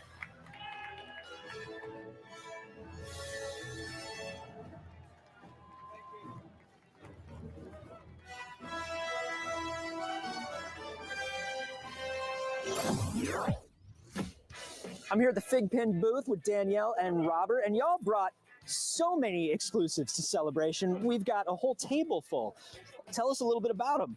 Yeah, so alongside our classic Figpins exclusives, we have a variety of products that we want to share with the world, as well as with everyone that's attending Star Wars Celebration. So Robert, do you want to go through our lineup? We'll start with the Ahsoka box set.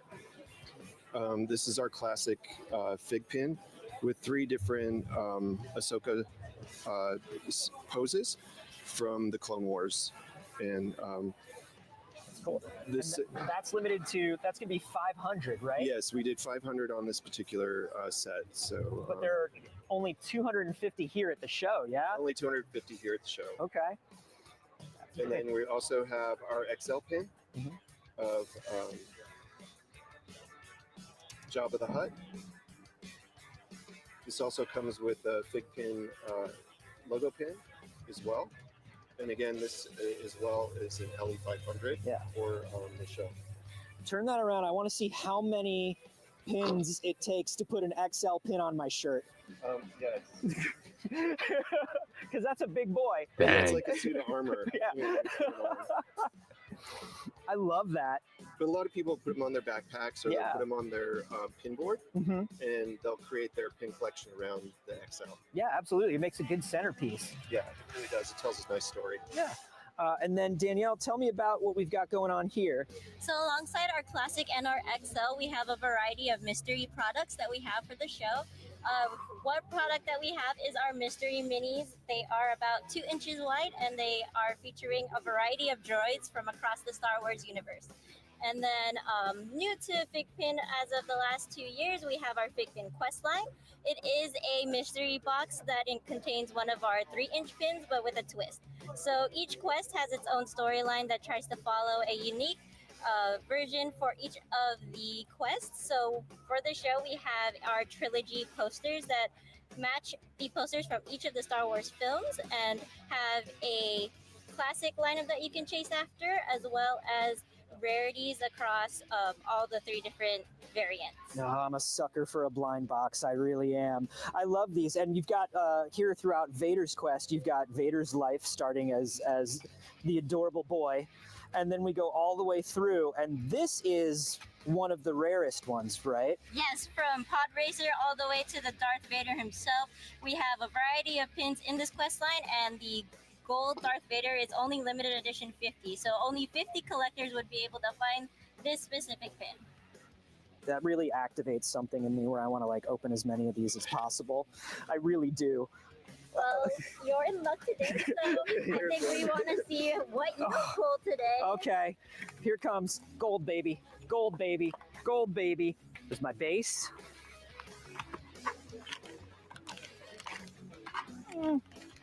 Hold this. You're now the host. All right, so he is now opening a silver bag in hopes for the gold Vader. I can do it.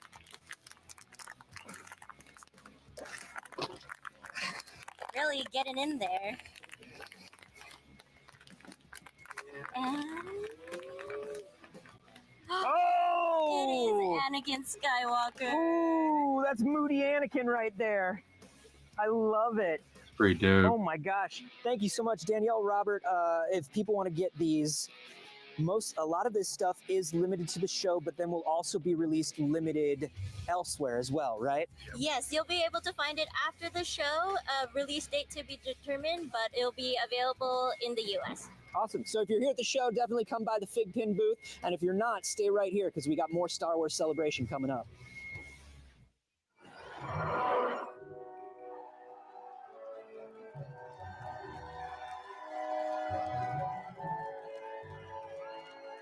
I'm here with Timothy Bungeroth from Jazzwares, who has some really awesome products to show off. I got to hang out with Tim a little bit earlier today, and his booth is absolutely incredible.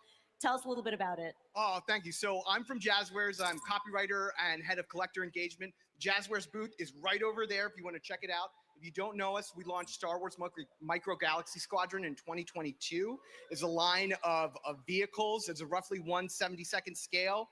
Wave 1 was in 2022. Wave 9, we just revealed at our booth this morning, spanning all the saga, authentically scaled, incredible details, and we have a very special limited edition early access here today, which I'd like to show off. Now, R2, do you want to take this one? No, you're being shy. R2's shy right now. R2's shy. There's a lot going on. He's got stage fright. The blinding lights. It's all. Oh. No, he said, Tim, take it. No, I'll take it. So what we have today to show off is, like I said, an early access, limited edition Star Wars Visions X-Wing Starfighter with Kare and our duo from the episode The Twins from the first season of Star Wars Visions. So, yeah, it's really cool. It's got retractable landing gear, locking S-foils into attack position. Yes, R2. No, don't lock them now. Don't lock the S-foils now. Later on our way back.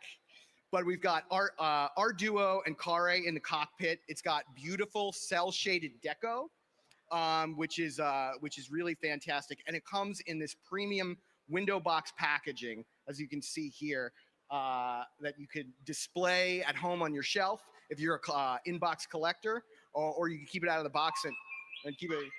You're an inbox collector? He's an inbox collector. He's an inbox collector. I understand. Yeah. It's the best of the best. So, well, yeah, we have this. This is at the Hot Toys booth over there. If you want to pick it up, it will be available online for our fans that weren't able to make it to Japan. So follow our socials, and you'll get more information on that. But for everyone here, this is the place to get it, and you can get it right there. I am a huge Trigger fan. So when I saw the Twins episode, I absolutely lost I really my want mind. this set. This is such an incredible figure. I am so excited I think about it's this. 3,000, but yeah, I love really important Micro moment, Galaxy because when sets. Kare pulls out his lightsaber, and then rips through the Star Destroyer. It's because they put the hyperdrive in with our duo. So it's a great piece of fandom. Fantastic. Now, okay, so I heard that the Darth Vader Premolux costume is sold out online. Yes. However, I heard that you may have some great, excellent, amazing news for some lucky person in the crowd. I do.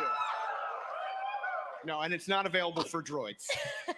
But, so I don't... Oh, he's upset. Well, you knew the original. Anyway, so what if you've been over to our booth, you'll have seen our Darth Vader Premolux costume. It is the best of the best. It is the ultimate suit for the ultimate cosplayer. Those are really cool costumes. Also, if They're you're not a expensive, cosplayer, the best but thing about it cool. is that it doubles as an amazing display piece in your home. It is. You can get it life size. It's absolutely fantastic. If you haven't seen it, go check it out at our booth. But the really exciting part here is so that cold in one this lucky stupid fan basement. here in this audience is going to get to take one home today. Yeah. Isn't that exciting?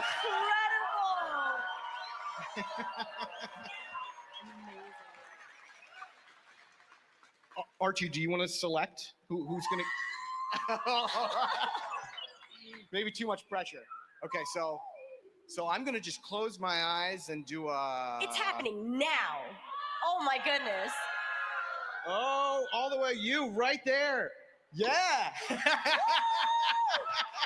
You got it.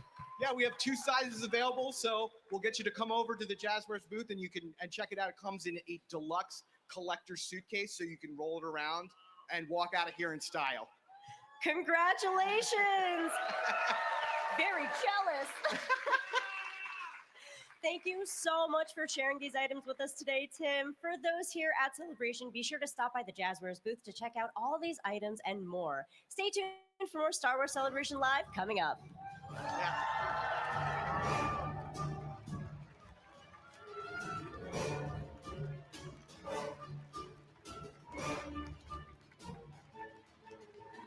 Yeah, I've seen a few unboxings of those Vader costumes. They are sick, but definitely pricey.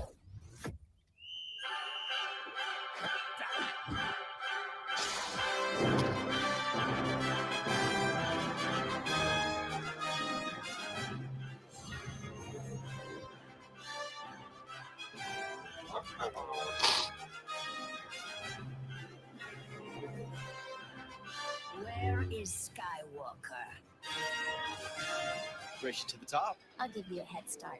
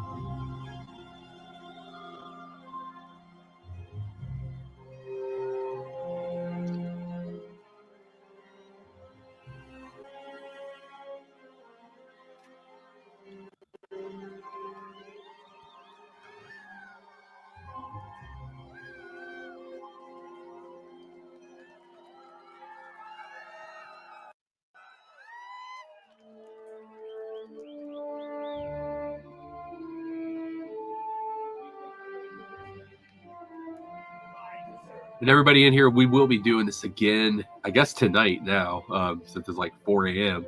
in East Coast time. But yeah, probably go live. I'll send something out, probably do 8:45 again unless they're doing anything sooner, but they were an hour early tonight. So, but yeah, we'll be doing another. We're going to have a lot more people on Ghost family for the first time.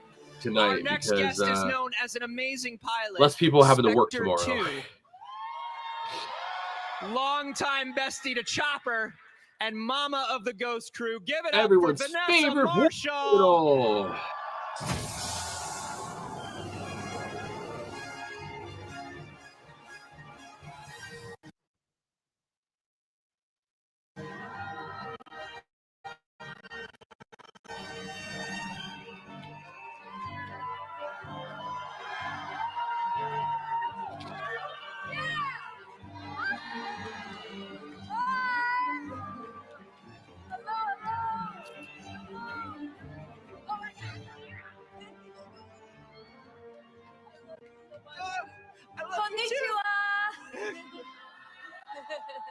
Oh my goodness, here we are. I love you more. We're in Japan, baby. Dude, I have one sentence. Ready? Yeah. Watashi no namae wa Hera desu. Yeah! Solid. But the only problem is Hera in Japanese is a spatula. Oh, So that is why many people look at me like, your name is Spatula? that's right. So It's an old family name. That's right. I come from a long line of spatulas. Hey, how you doing? Hey. I mean, it's just day one, but I mean, there's a lot going on, right? Okay, I'm not bragging, but I am crying.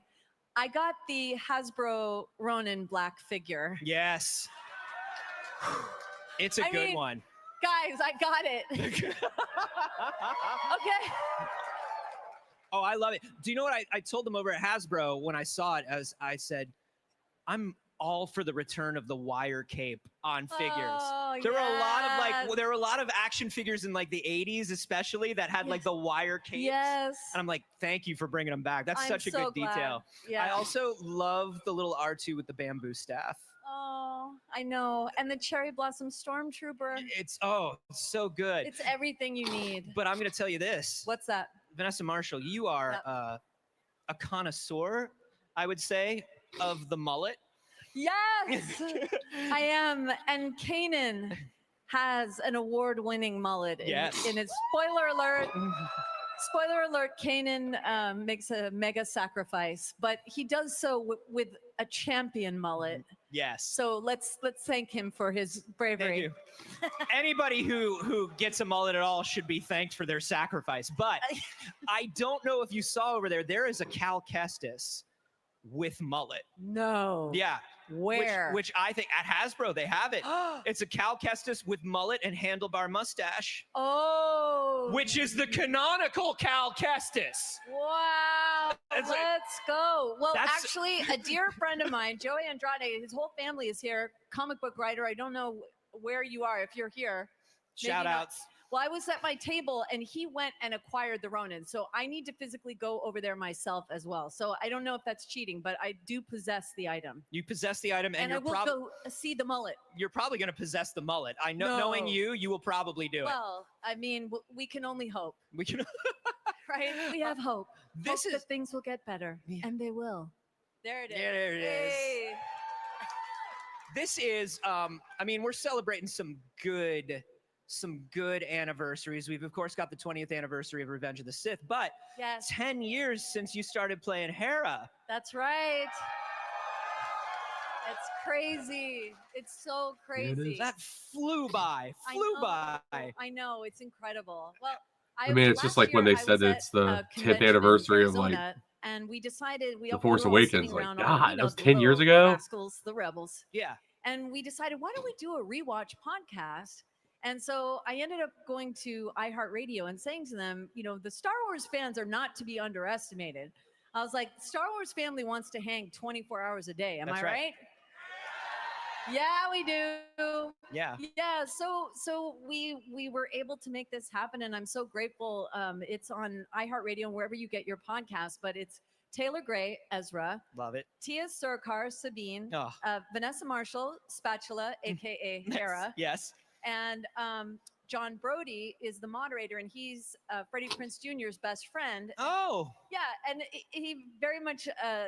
Well, first of all, there are arguments about lightsabers versus jetpacks. Sure. You know, things like that happen. Sure. And the classic argument. It tears every family apart at Thanksgiving. no, it's true. Like Always. Tia and Ezra, well, Yeah. Taylor go at it, and you know, John and I Never just bring sit up back like our kids Star are Wars fighting props again. in polite conversation. Everybody says that. But anyway, it's just lovely to rewatch the episodes, and it means so much even after 10 years with all the other content Yes. that we've had to just enjoy, and or everything is just Rogue One, everything that has happened along the way. Yeah. To And do a rewatch, I highly recommend it. It's very fulfilling. something that's been very interesting over these last few years is watching the Rebels characters cross over from animation into live action. Yes. Which of course Chopper was first. Okay, of course. Chopper was first. Yes. Always, make no mistake. Yeah. Chopper is always first. Although that was right? that we did hear a call for General Syndulla there. I know, Which was well, nice. It's funny. Yeah, I did not expect that at all. But David Collins mentioned it, and I thought he was being facetious. I was like, yeah, right. And then it actually happened. That was crazy. Yeah, but even crazier is now we are watching a live action Hera. We are watching a live action Sabine and I'll tell Ezra. you, as a fan, I was dying to know about Jason. I have so many questions. Yes. Is he force sensitive? Is he going to sprout Laku at any minute? I mean, these are the things I care about. You know? Yes. Dave did clear up that this child was created between. There was a scene that was at dusk, and then there was one at dawn. Mm-hmm. And I think it's Clancy's character that interrupts us. Yeah. It was in that commercial break Yes. that a baby was made. That was I was Wow. told. Sorry, y'all. And you know that's the most romantic way for it to happen is during a commercial break. Do you know what I mean?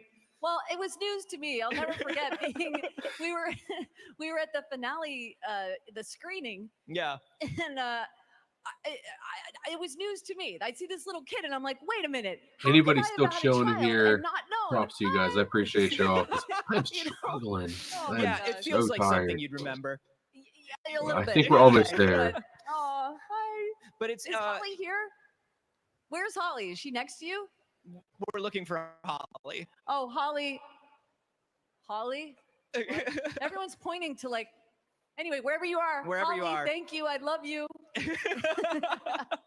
But watching these characters grow, obviously seeing in Ahsoka, Yes. seeing Hera and Sabine and all these things. What has it been like for you to watch the character grow through Rebels and then continue growing through Star Wars? So many questions I had were answered, and there are many more to come. And I'm Mhm. so excited. And I thought everyone did such a brilliant job. Yes. And Mary Elizabeth Winstead has just been such a kind soul. You never know when.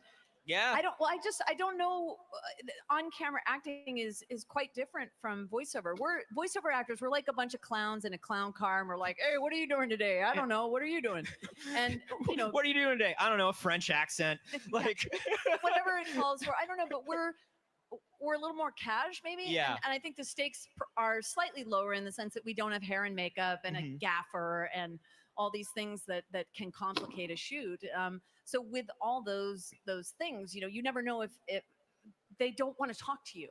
Right. Do you know what I mean? But she forfeited some of her time to take pictures with me at New York Comic Con. And she did not have to do that. I've never met her in my life. And that just, to me, that speaks of the love of Star Wars family. And even Saw Gerrera, Andrew Kishino, Yes. voices Saw in the Clone Wars. Forrest Whitaker came up to me at a celebration and he said, "How is Andrew doing?" Oh, And exactly. Now, that's he didn't wonderful. have to watch all of the Clone Wars, but he did. And he's like, "You tell Andrew I give him my very best."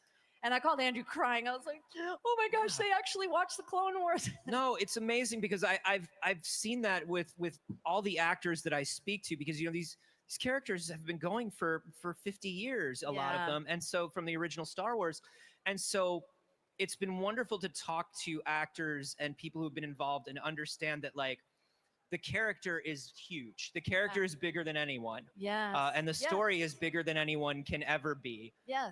And it's lovely to see everybody getting along and just loving being part of that. It reminds me of the theater, because in the theater, many women can play Masha or any Shakespearean character. There are many Hamlets. Everyone can have a go at it. The characters are iconic and they tell a necessary, sacred story. And I feel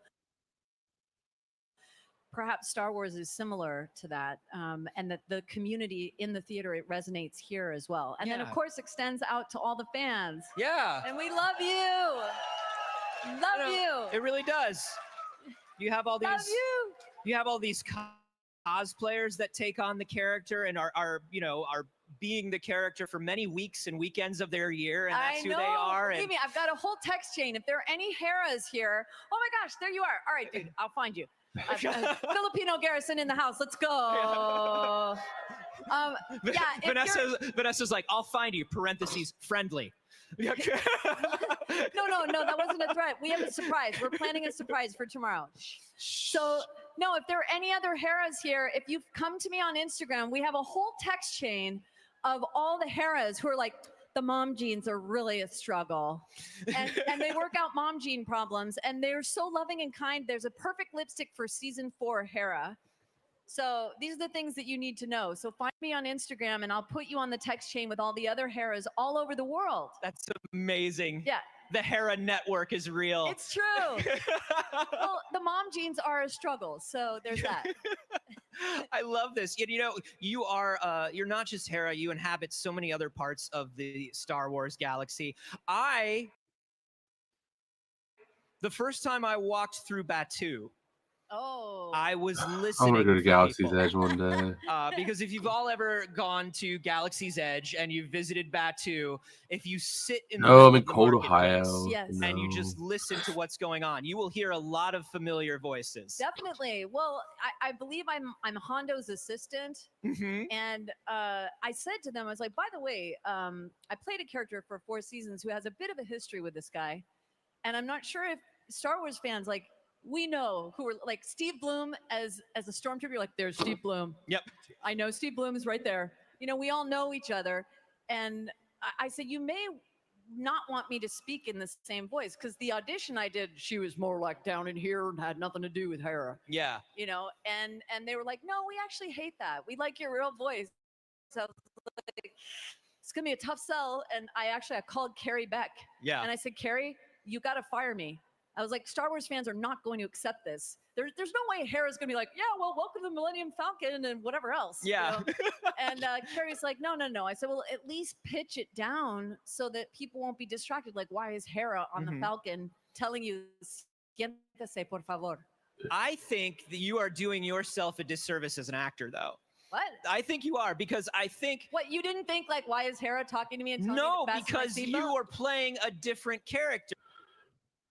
Okay, well, it's slightly nuanced, but okay, Yeah, yes. and I think, thank you, sir. I think contextually, and you're playing a different character, and I did not hear. I mean, I heard you because I was listening for you, but I didn't hear Hera. Well, the true test, Dave Filoni went on the ride. Yeah. And I said, so? And he goes, what? He didn't even notice. I was like, oh, See what I mean? Yeah. See what I mean? You're pretty good at this. But here's the thing. This is what I'll say about those of us in the Star Wars universe. We care more about the fans' experience. I was willing to forfeit my job so that your experience at Disneyland wasn't confusing. You know what I mean? But that's how we are. That like, no, I think you better not let me do this. Or that does not happen in many areas of the business. But we all do that to try to make the experience as best as possible, whether we are a part of it or not. That's one thing that's a real through line with everybody on every creative level of Star Wars. Yeah. It's just like we all want to make sure that we're doing right by the other people because there are so many people working hard at every level to make it work for fans because absolutely because everybody who works at or for Star Wars is a fan to begin with. 100%. Yeah. And So I'm your biggest fan. So. I'm your biggest fan. Are you kidding me? I love you so much. I love you so much. Vanessa Marshall, is beautiful. there anything that you would like to say to these people, these wonderful fans before we have to go? May the force be with you. Boom. Yeah. Thank you so much for coming by. Vanessa Marshall, everybody. Viewers at home, do not go away. We've got a lot more coming up. We do? Ooh. Ooh. Oh. Ooh. Jesus. Cold is kicking my ass.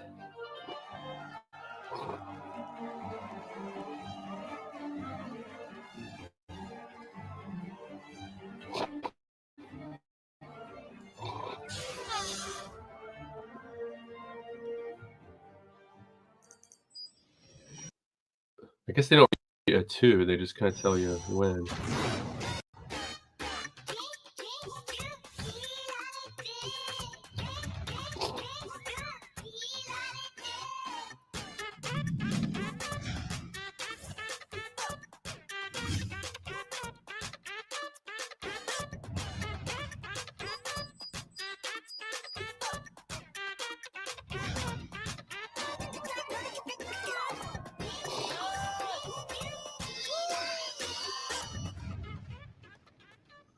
I want to go. Our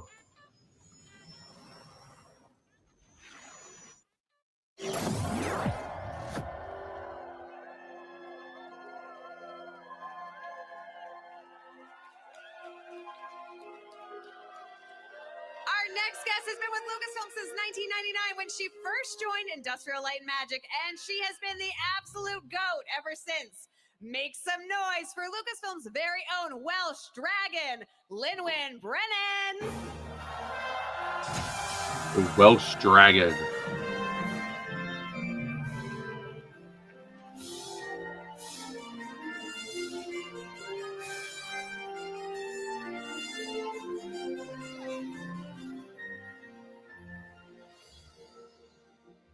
Goodness. Welcome. Wow, look at this. There's nothing that really can prepare you for a Star Wars Celebration live stage, am I right? So true. Yeah. And you are fresh off the Light and Magic panel earlier today. That was fun. Super excited for Light and Magic Season 2 coming out today, now, Yes. available very soon, maybe right Exactly. this very minute. But welcome back to Star Wars Celebration. Thank you. It's such a pleasure to be here. Lynwen, tell me what it is about this amazing event that makes you and Lucasfilm and ILM want to put it on year after year after year to celebrate Star Wars with the fans. There is nothing quite like it. So much of what we do is behind the scenes, and everything we do is for the fans. So being able to be here and celebrate what we love with what you love together, there's nothing quite like it. It's the favorite thing. Getting a lot of love over here. Me too. And this is your first Star Wars Celebration Japan. It is. I was just about to give birth last time. Definitely gonna need to grab an energy so, drink I for really tomorrow's had show. to weigh up my priorities, but couldn't come. Understandable. That's a pretty good reason. All right. And ILM is turning 50 this year. It's so hard to believe that this innovator in the industry has been around for 5 decades, and with many more years to go. Many more years to come. Many more interesting first things. 50. Yes, the first 50 for ILM. What are some of your fondest memories from your time with ILM? Wow. I kind of have to pinch myself every day because it felt I That grew would up be in a dope. tiny town in Wales, as far away from the film industry as you could possibly be, really. And when I first saw, when I was a fan of Star Wars, of course, but what made me fall in love with visual effects was Jurassic Park. And I remember seeing that Brontosaurus walk across the screen and thinking, I've got to work at ILM one day. So I started on a 6-month gig. It took me a long time to get there. I took a 6-month gig on episode 1, and I'm still there. I love that. It's something just gets in your blood. It's the most special place filled with the most incredible people who just are such a team. You know, we're doing impossible things every day, and it's never ever boring.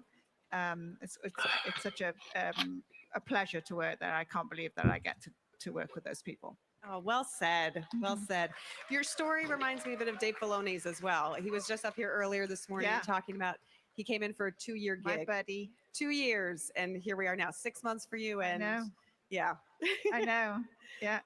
What excites you about the future of visual effects? There's so many interesting things that have happened in the first 50 years, but ILM and especially led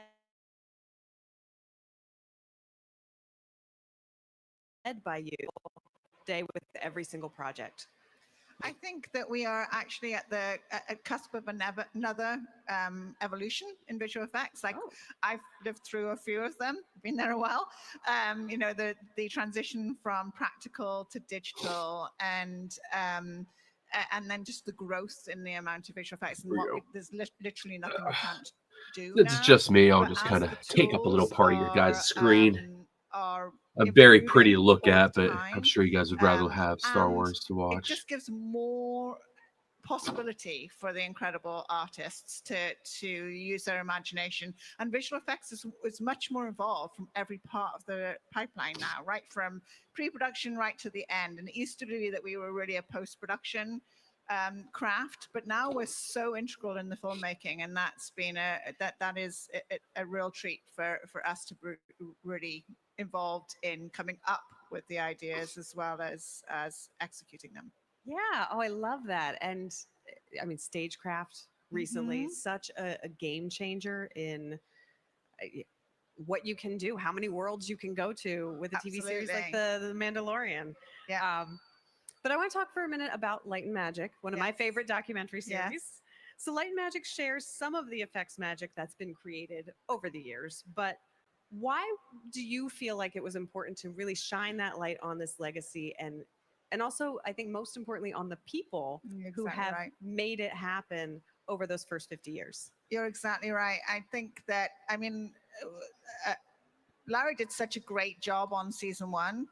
But there is stories left to be told, because again, there was more evolution in the art that ILM was at the forefront of, and especially starting with episode 1. That's when I started. That's when we really expanded, and there were so many firsts on that film. What Joe has done, because Joe came from ILM and he knows all these people and he knows what it takes, he has done an amazing job at really showcasing the people. I just said on the panel actually that sometimes visual effects is its own worst enemy, because we make, we're so secret and it seems like it's such a black box what we do, and so magic, and it is magic, but it isn't like a magical button that you press. It's incredibly talented artists and R&D engineers and producers who don't know how to do what we need to do when we get into it, but they figure it out together, and that is the magic. That is magical, them working together and shining a light on those people, and not only their talent, but at times their insecurities and their worries and the pressure that they're under. I think they've done a great job in this series at showing that it isn't something that's easy to do. Absolutely. And it makes all of those stories so relatable because you hear from these giants in the industry, these absolute titans, talking about, I think it's John Knoll talking about George Lucas coming in and saying, okay, here's what we're going to do. And he had no idea how to accomplish that. No. And he's very upfront about that. But yeah, and I love those stories. They're so human. They're so fascinating, but it really is the heart of ILM and all of the magic that you create with it. It really is. And the behind the scenes crew that we had at the time did a remarkable job because they captured all of those moments. They captured moments, like they captured John Knoll's face looking like, how on earth are we going to do this? Because there was 2,000 shots, all of them things that we'd never done before. So, but the kind of trepidation, but also the confidence that George had that we'd figure it out. And of course, we did. And it's still stressful and it's nerve-wracking, and you don't want to let the fans down, and you don't want to let your colleagues down. So I think that the series really shows that. Yeah, absolutely. And speaking of the fans, I know everybody here is a Star Wars fan, right? Got a couple Star Wars fans in the house? Yeah. We have. Me too. All of us, truly. We've seen such a depth and breadth of new Star Wars content. We're so spoiled now. We used to have to wait 3 years. There used to be dark times between the film series, and now it feels like there's always something new right around the bend. There's always something to look forward to. We just announced Star Wars Starfighter this morning. Now I'm looking forward to that in 2027. But can you speak to how it is for you to see the brand continue to grow, to see all of those there's all those innovations and elevations, but with Star Wars in particular, to see that storytelling continue to expand in all forms? Well, it's a huge galaxy to start with. And I think one of the things that is wonderful about working with this franchise is that there's so many different stories to tell, so many genres to tell. The audience is so vast to come into Star Wars from many different entry points, whether that be from the products, from Lego, from animation to live action, or from gaming. And so one of the things I love about my job so much is I get to interact with all of all of those platforms, and our teams, and working with storytellers that have ideas that are authentic to them, but are also very authentic to Star Wars. Yeah. So Visions is an amazing example of that, and working with Visions. Incredible filmmakers that can tell these very different stories, but they all have a DNA and a thread that feels very Star Wars. That's incredibly fun. Our games team is the best in the world. I know I'm biased. Truly, though. And we work with incredible partners, and our games are always have such a heart in story as well. So that's incredible to see. I know you just have the publishing panel, and seeding stories in publishing that we then get to explore in other platforms. It's never-ending possibilities of creativity, and that's always fun for us to see, what we put out there, what resonates, what we can build upon. Absolutely. And there's such care that goes into every detail, every pixel, and also the way that those stories weave together in such a beautiful tapestry. So love to see it. Is there anything else that you'd like to say to the fans gathered here today? I just want to say thank you, because you are what inspires us. It doesn't matter what the platform is and what the story is. We're doing it with you in mind, and we're doing it because we are fans too. And but just being able to come here and literally celebrate at Celebration with you all is a real treat for us. So thank you all for coming. My goodness. And thank you for coming, Lin-Wen. Thank you for being here with us and for sharing some stories from Lucasfilm and ILM and your time there. We still have a lot more Star Wars Celebration Live coming your way, so don't miss it. Thanks all.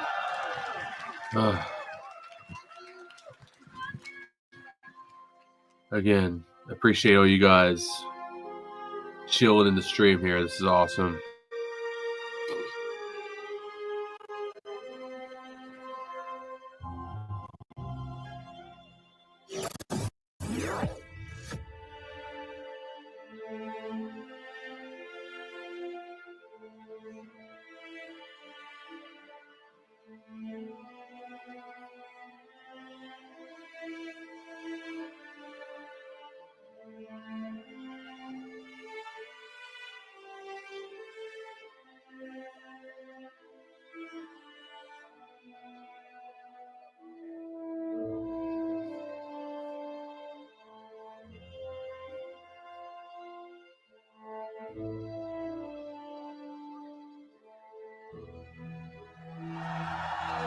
After mourning this character back in 1999, he made a triumphant return in animated form years later. Formidable warrior, scheming mastermind, and is one of the best at yelling, Kenobi! Nice. Give it up for Sam Witwer! I once had a room. Now, I am called Maul.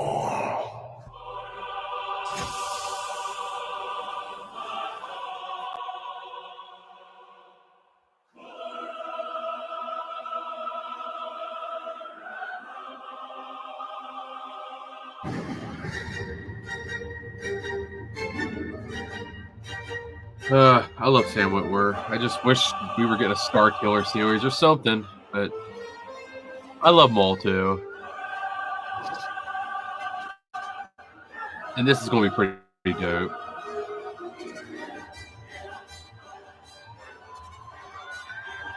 Getting him back in the role of Maul. The whole series about Dale. Like, that's still dope. God, it's cold down here. Before I sit down, yeah, always to the right. I must invite my Sith compatriot, Athena Portillo, producer of Maul Shadow Lord.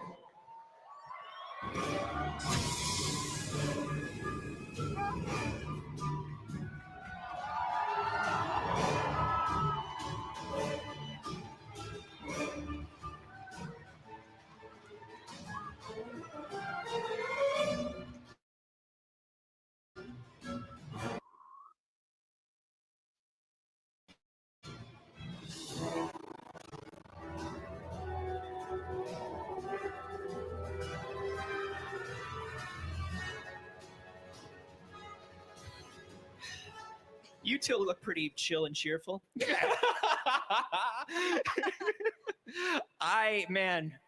Athena comes out, and you know she's running a show about a Sith. Oh yeah. You know. She's not playing around. You're not playing around. No. This is very serious business. It is. Thank you so much. Yeah. She produces like a Sith. She does. Thank you. Oh yeah. Turning you against your compatriots, Yes. whispering things in your ear. Mistrust. Yeah. You know, yeah, exactly. For sure. It's like, you don't know. Yes. He's trying to hold you back. Do me ticket. Yeah. Well, welcome back to Celebration. It's always lovely to have you here. It's just about the end of day one, but I feel like y'all have had a pretty full day. Yeah, it's been okay. Yeah, it's been Anything just happening? fine. Anything big for you? Nah. No? Nothing you want to talk about? No. I don't know.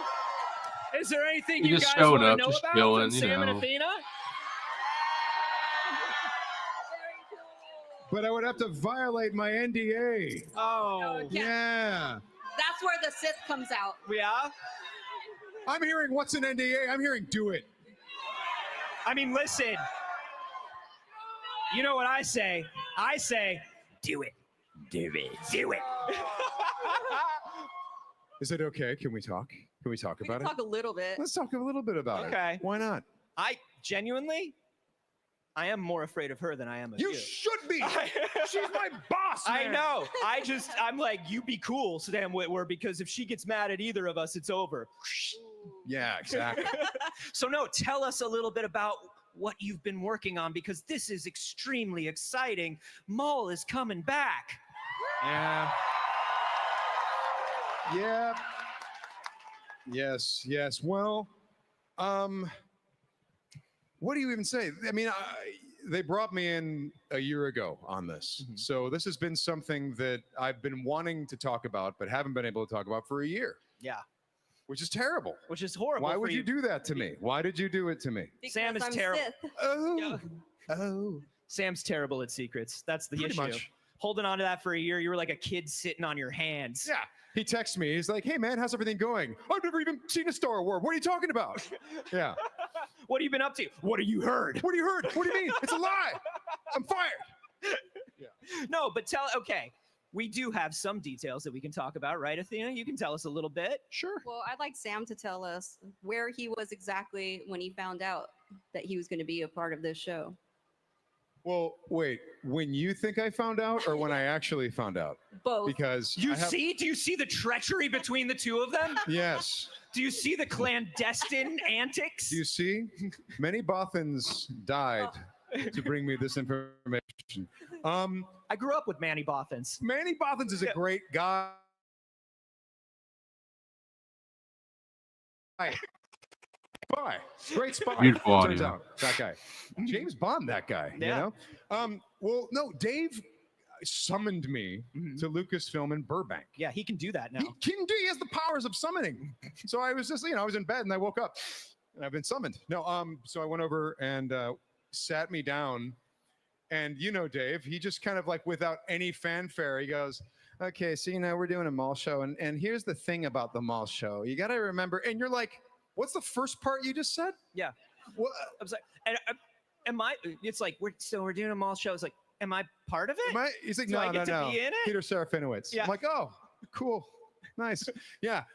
He just started telling me about it, and what was really cool for me was that, like there were moments when we were working on Maul for the other shows. Yes. And I would come up with an idea, and Dave would, this happened twice, where I'd come up with an idea. What if this happened with Maul? And he says, yeah, that kind of detail, it's not really Maul's show, so you can't really do that. Oh. And he said that twice. I had another idea, and he's like, yeah, with that kind of detail, that's not really Maul's show, so you can't really do that. So we're doing those types of things because this is Maul's show. I just had no Wow. Yeah. Yeah.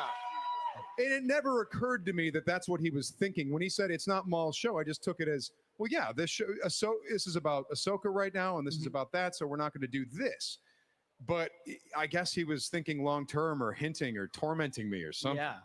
Yeah. But now we do know there is a show. Do we know the name of the show? Oh, do you guys not know the name of the show? Oh, okay, good. Maul. Yeah. Go ahead, say the name. Oh, Maul Shadow Lord.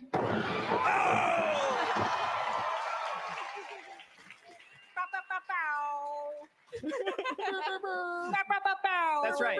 Athena was like, how much air horn do we get to do during the Maul thing?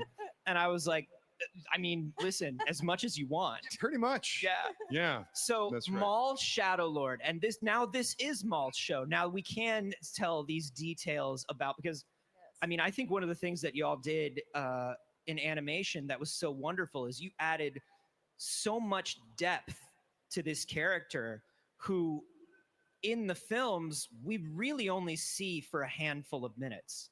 And you really used that character to even go into depths of whole new civilizations and things like that. I mean, Maul has built so much. It's got to be cool to be able to tell stories about him now. Yes. What are you going to be telling us? A lot, but unfortunately I can't tell too much. But what I can say is Sam Witwer's involvement in the show has been pristine, so I'm very excited about him being able to review the scripts and provide input and all of that as well. So Dave Filoni and Sam created the character for animation, and so it's very important to hear his thoughts as well for the character depth. So very excited about that. She's been so good to me because we've known each other for a long time and we've worked together on Clone Wars and Rebels and all that. But she's the mastermind on this. She's the one who, when you have a producer who refuses, like, if something happens and she goes, "Oh, that's great. That's not good enough." And you go, "Well, what do we do?" She's like, "You try it again." "We try it again?" Yeah. You try it again. Try to do it like this and do that. Like, she has been working with Dave for so long that she's like, if Dave is Darth Sidious, she's like Darth Maul coming to, to make sure his influence is felt. And then Dave himself arrives, and then he does his thing. But it's so wonderful to have a producer who will she just refuses to see you fail. She continuously inspires every department to push further than we've ever pushed before. Thank you so much. Yeah, no, it's true. Let me tell you, it's very rare that I ever work with or hear about a company or hear about a creative team that people are working with where everybody unanimously loves somebody and values their input, but everybody I've spoken to loves Athena and values Athena's input so much. Yes, absolutely. Thank you so much. Yeah, of course. It's true. And I think it's wonderful. I mean, the thing that's great about you, Sam, is, I mean, you all know that Sam is a brilliant performer and stuff, but a lot of you also know that Sam is a Star Wars encyclopedia. Oh, yes. He can't help it. He can't help it. You care deeply about this. Well, holocron, not encyclopedia. Holocron Sure, is the it's term. It's holocron. Because they don't have encyclopedia. No, they don't have No, them it's there. called holocron. Yeah. Because if you go to the Jedi library, yeah. And so I would imagine that your job is sort of wrangling some of that. I actually love it. Yeah. I feel like I have an opportunity to have my own personal podcast with Mr. Whitwer. So She's I so actually have patient learned- with me. I have learned a lot from Mr. Whitwer as well. Calls at 10 p.m. at night. Yeah. I was thinking about Ben Quadraneros, Athena, and I just don't think what happened As to him we was all fair. do. Yes. As we all do. Yeah. Yeah. No, Where's the Ben Quadraneros series? Lucasfilm Animation. Well, we just hit our 20 years. There's 20 more, so you never know. That's right. Quadraneros Power Racer. That's right. Yeah. Yeah. Quadraneros, a Star Wars story. That's right. Think about that. That's right. That's got a good ring to it. Really good. I Really- like it. We shouldn't talk about it. NDA. Coming soon from Lucasfilm Animation. No, so this is, I mean, I genuinely want to say, for those of you know a lot about Sam and about Sam's fandom, but like Athena's fandom runs just as deep. Like Athena, there's like a photo of you 8 years old. Oh, yeah. Dressed as Princess Leia. Mhm. Like you were in it from the beginning. You and I, whenever there's a celebration, we like text each other about kind of like fandom things that are happening in the city. Like, oh, I found a nerdy restaurant that's themed after this. Yes. You are just as much of a Nerd. yeah. You could say it, Yeah, nerd. but it's okay. Yeah, but also you're a bit of a holocron yourself. And I don't think Oh, yes. Lovely. she's like, no. Not as much as Sam and you. But Oh, come on. No. What's great about Athena is there will be some moment in a show called Maul Shadow Lord that we're discussing. Mm-hmm. And I'll go, well, it's like that episode in Clone Wars when this and that happened. And she knows because she was there. She worked on it. She was, we have kind of a dream team on this. We got Maddie. Yes. Matt McNivitz. Who's He's writing our head writer. Yeah, he's our head writer. He's writing incredible stories, and I love what he's crafting because we learn some different things about this character. He's got some different traits that you wouldn't necessarily think he has that make perfect sense from what he's been through. Yeah. It takes place, what is it, about a year after the Clone Wars? Yeah. Oh, okay. Yeah, he's dusting himself Oh, off a little bit. that's Ahsoka kicked him to the curb. That wasn't nice. Yeah, I like that time period. So we get to really explore that, and then Brad Rao coming off the Bad Batch, which is he's brilliant. Yes. Brad and Maddie together are like Have you ever tasted chocolate with peanut butter? Mm. It's really good. Yeah. They're the No, I space- haven't. But now that you bring it up, You should try it. Yeah. Yeah. It sounds like it would work. Yeah. You can call him Sam. My middle name is Reese. Sam Reese. Just call him Reese's. Yeah. Peanut- No, that's Yeah. good. Because you don't want to take it. You don't want to. Otherwise, it would be too egotistical. I Those agree. Sam's pieces. Yeah, Sam's pieces. I don't. No. That's Take not a really step cool. back for once. You know what I mean? Yeah, It's yeah. not Let's all call about it my you. middle name, Reese. Yeah. No, but it sounds like this is you guys have the team that you really need, you really want. And to do this Joel specific Aaron and thing. Keith Kellogg and Oh the my God. entire team. I mean, these people we've been working with for forever. I mean, I've met these people, 15, 16 years ago? Yeah. Started working with them. So we have the dream team on this, which is fantastic. Yeah. And you know these people, you know that they're going to do something special and that they want to do something special. And on this show particularly, everyone's been kind of pushing a little harder. They've just been really excited. Would you say, is that Yes, accurate? absolutely. That was the agenda, making sure that everything was, we called it like a 30% upgrade overall, but it was more than that. And the morale on the show is so stellar. Everyone's so excited about this show. I'm very excited about this show. It makes me very emotional to even think about it. And I can't wait for you all to see what we're creating. So I think very we're all looking forward to excited. it. You know. And and you all touched on the fact that we're talking about 20 years of Lucasfilm animation now, and y'all have really been there since the jump. Yeah. Do you have any? You've worked together for so long. Any memories that really stick out to you from the early days? Things where you're like, "Wow, I can't believe that happened. I can't believe we were a part of that." I would say the Emmy nominations for Clone Wars, we were all there together, experiencing that. It's just brought us closer. We are definitely family. Like Lucasfilm Animation's always been family, and Sam's part of that family, a key part of that family. So I always liked learning the lore. No. David. No, it's going to be weird for me to say. I know. Go with me here. You would learn something new about Star Wars, and you would learn it through Dave and George. And now, Dave, we're learning that he's been keeping secrets from us. That there's forgotten pieces of lore that that he and George worked out, and that they're seeping into this series in weird ways. So now, my trust in him has been broken. He has been keeping way too much, and it is time that he's got a new hat. What should we do? it's time that he share.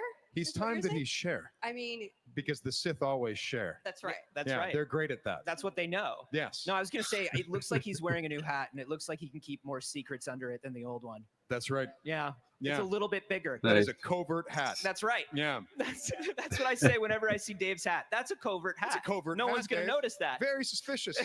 Yeah. It's like the hat from Harry Potter. It Yes. sorts you into different. He is our mentor, Dave Yeah. Filoni. He sorts everyone perfectly That's every correct, time. yes. I do want to touch on some other stuff that's happening in Lucasfilm Animation right now. We just saw that Asajj Ventress and Cad Bane It's gonna be a dope are coming series. back in Tales of the Six-parter, too. Underworld. How does it feel like coming back to those two fan favorites? Oh my gosh, I am a Sith girl, Jedi girl. Like I love Ventress so much and Cad Bane. So I mean, very excited for you to see that as well. That's on May the 4th. Perfect. Yeah. Yeah. Anytime Asajj Ventress's name gets mentioned, I'm like, okay, and she's all right. I'll hold on. But she's coming. All right. It's real now. So this is going to be very, very cool.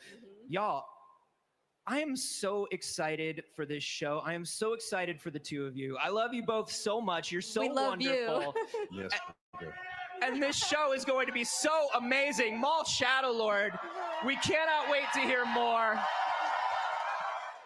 Thank you both for stopping by. Athena Portillo, Sam Witwer. We cannot wait. More chapters of Star Wars Celebration Live are coming up right now. Don't turn away.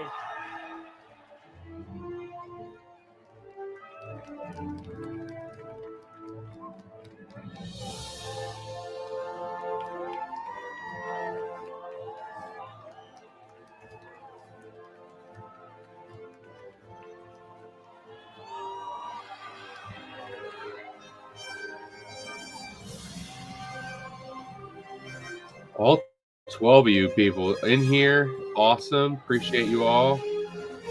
I am half dead and barely awake, but I'm still going. I've never done this before.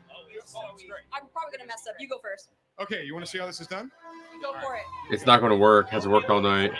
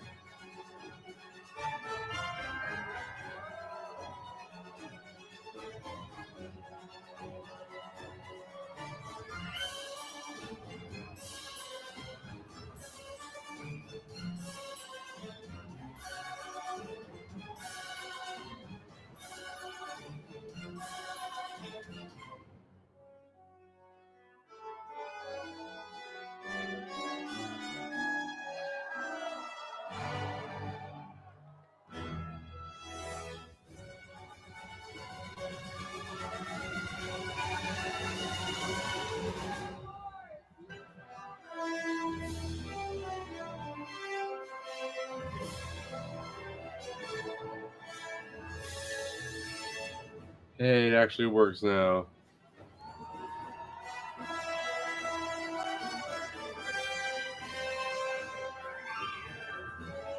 Thank you, everyone. You guys have been great. Thank you. You're the best fans in the world.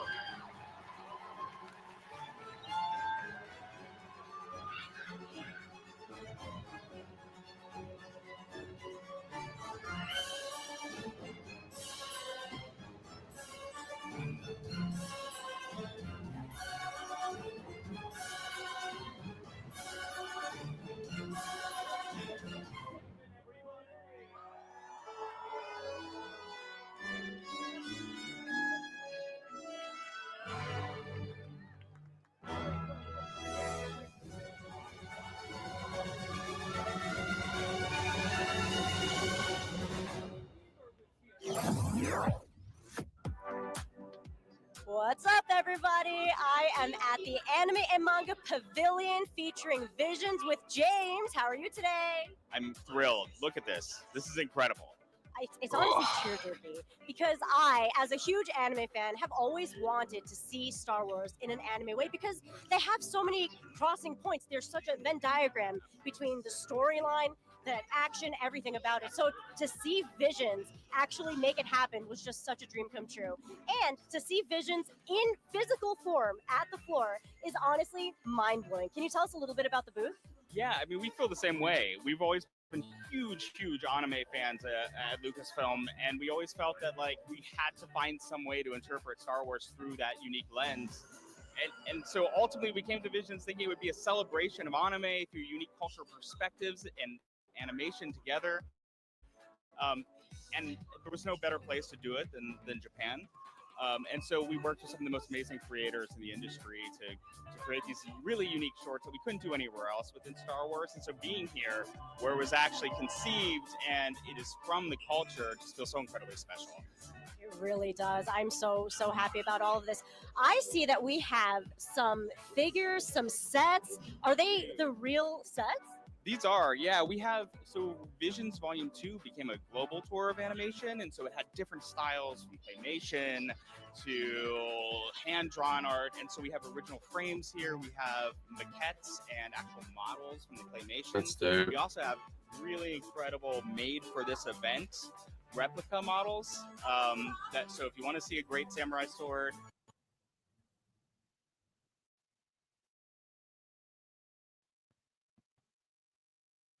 come here, all sorts of incredible things that represent Star Wars Visions and all the kind of imagination that's in it. Oh my gosh, truly. The Anime and Visions Pavilions is so much more than you can imagine. You have to come check it out if you're here this weekend. And there are also lots of activations going on, amazing backdrops for your cosplays and photo ops. Come check it out. Oh.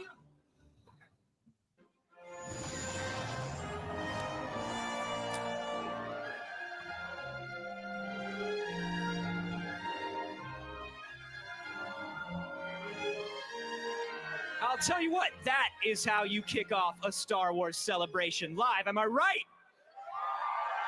Yeah, it is.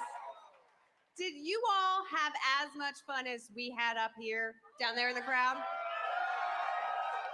Good, good. That is what it is all about. What were some of your favorite moments of the day? I don't know, not to brag, but Pedro Pascal came by. He did. That was he had pretty some dope. Amazing boots. Dude, he is always killing it. All the that guy. panels were great that they showed. You know what? He's a fashion icon. He truly is. Fashion icon. He truly is. And you know, maybe you don't want to toot your own horn. Love but, like, maybe the, I'll toot your horn for you. ILM Hey, was that you panel talking they about Star Wars Starfighter with Ryan Gosling and Sean Levy? Yes, that was. Oh my goodness! And yes, that Lego was. fans. There's some dope Legos That's coming this pretty year. amazing. That's got to feel good. Well, I got to tell you, we've had such an amazing day. I mean, I got to welcome Sigourney Weaver to Star Wars. Sigourney Weaver. Ellen Ripley was there. I had to get so many legal clearances to say that Ellen Ripley is here. She didn't bring Jonesy though. She Well, did not sad bring about that. Jonesy. And you, sir, I'm going to toot your horn now. You opened the show leading this crowd. Some of y'all have been here all day. Leading this crowd I singing have. happy birthday to the chosen one, Hayden Christensen. That's true. How And is that all in one day? a lot of people are going to think that that was a planned bit, but I encourage you to go back and watch the video and see Hayden kind of go and decide whether he liked it or not. And then he really loved it. And then he started taking video. That's right. I mean, there's honestly been too many moments to name today. It has been incredible. I mean, how are you feeling down there with the crowd, Cam? Oh my gosh, we're having the best time, aren't we, everybody? We're doing amazing down here, and you know, we've had the best fans, as you heard me mention before, and they're still here throughout the entire day. You guys have recapped it for us, but I'm talking to my friends here from Spain, everyone. Spain is represented here. Your name is? Martin, and? Diana, great to have you both here. What has been your favorite part about day one, Star Wars Celebration Japan? All live stage. Yeah, the live stage, right? It's all coming at you, huh? All the surprises. All the surprise. I can looking at your face. Look right at that camera. Look at that is surprise right there. All the surprise. It's not often you see Thrawn surprised. Am I right? Yeah, absolutely. Deanna, what's been something that stood out to you today? Everything is amazing here. I love that. Is this your first time? No, it's the third. The third time. Oh, you've got your own Star Wars Celebration trilogy going on here. Amazing, amazing. Even more fans here. Hi, guys. How you doing? Oh, super psycho. Yes! Oh, arigato for that. Yes, thank you so much. And where are you folks from? California. Hey, California's here. We got all the continents besides Antarctica. We're looking for it. Represented here at Star Wars Celebration. It's so much fun. And we're going to be bringing so much more to you over the course of this weekend. And we want you to be right along with us. We can do this, right, everybody? Because the Star Wars family is a family that lasts forever. That's right, everybody. I'm going to send it back to the stage. We love you guys so much. We love you, Cam. We love everybody that came out. And I want to remind you all, this is just day one. And if you missed anything, if you're just joining us, you want to head to Star Wars social channels and StarWars.com to catch up on all the news. Plus, we have 2 more days that will be overflowing with even more Star Wars and even more brilliant vegetable art. Oh, that's right. The vegetable art and the Star Wars news. 2 of my favorite things. That's right. Thank you so much to you and Oki for hanging out with us today and making some amazing veggie pieces, Oki. No one's going to want to miss it. So remember to come back tomorrow because I've heard a little rebellion might be starting up. And those involved, Oh my. perhaps Andor's building a tomorrow. rebel alliance, if you will. Perhaps architects. Maybe stopping by. You never know. Okay. Galen? No! I'm trying to do my show clothes, and it's the running of the Wilro Hoods. We will see you all tomorrow when Star Wars Celebration Live returns.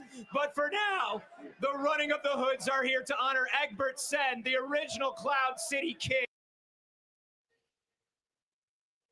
who wouldn't leave his Cam Tono behind. Thank you, Hoods. Oh. Ice cream, ice cream. Ice cream, ice cream, ice cream, ice cream. Ice cream. Save the rebellion!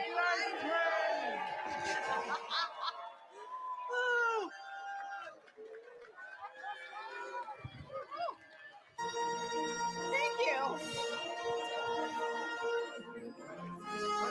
Ice cream, ice cream, ice cream, ice cream, ice cream. Yes.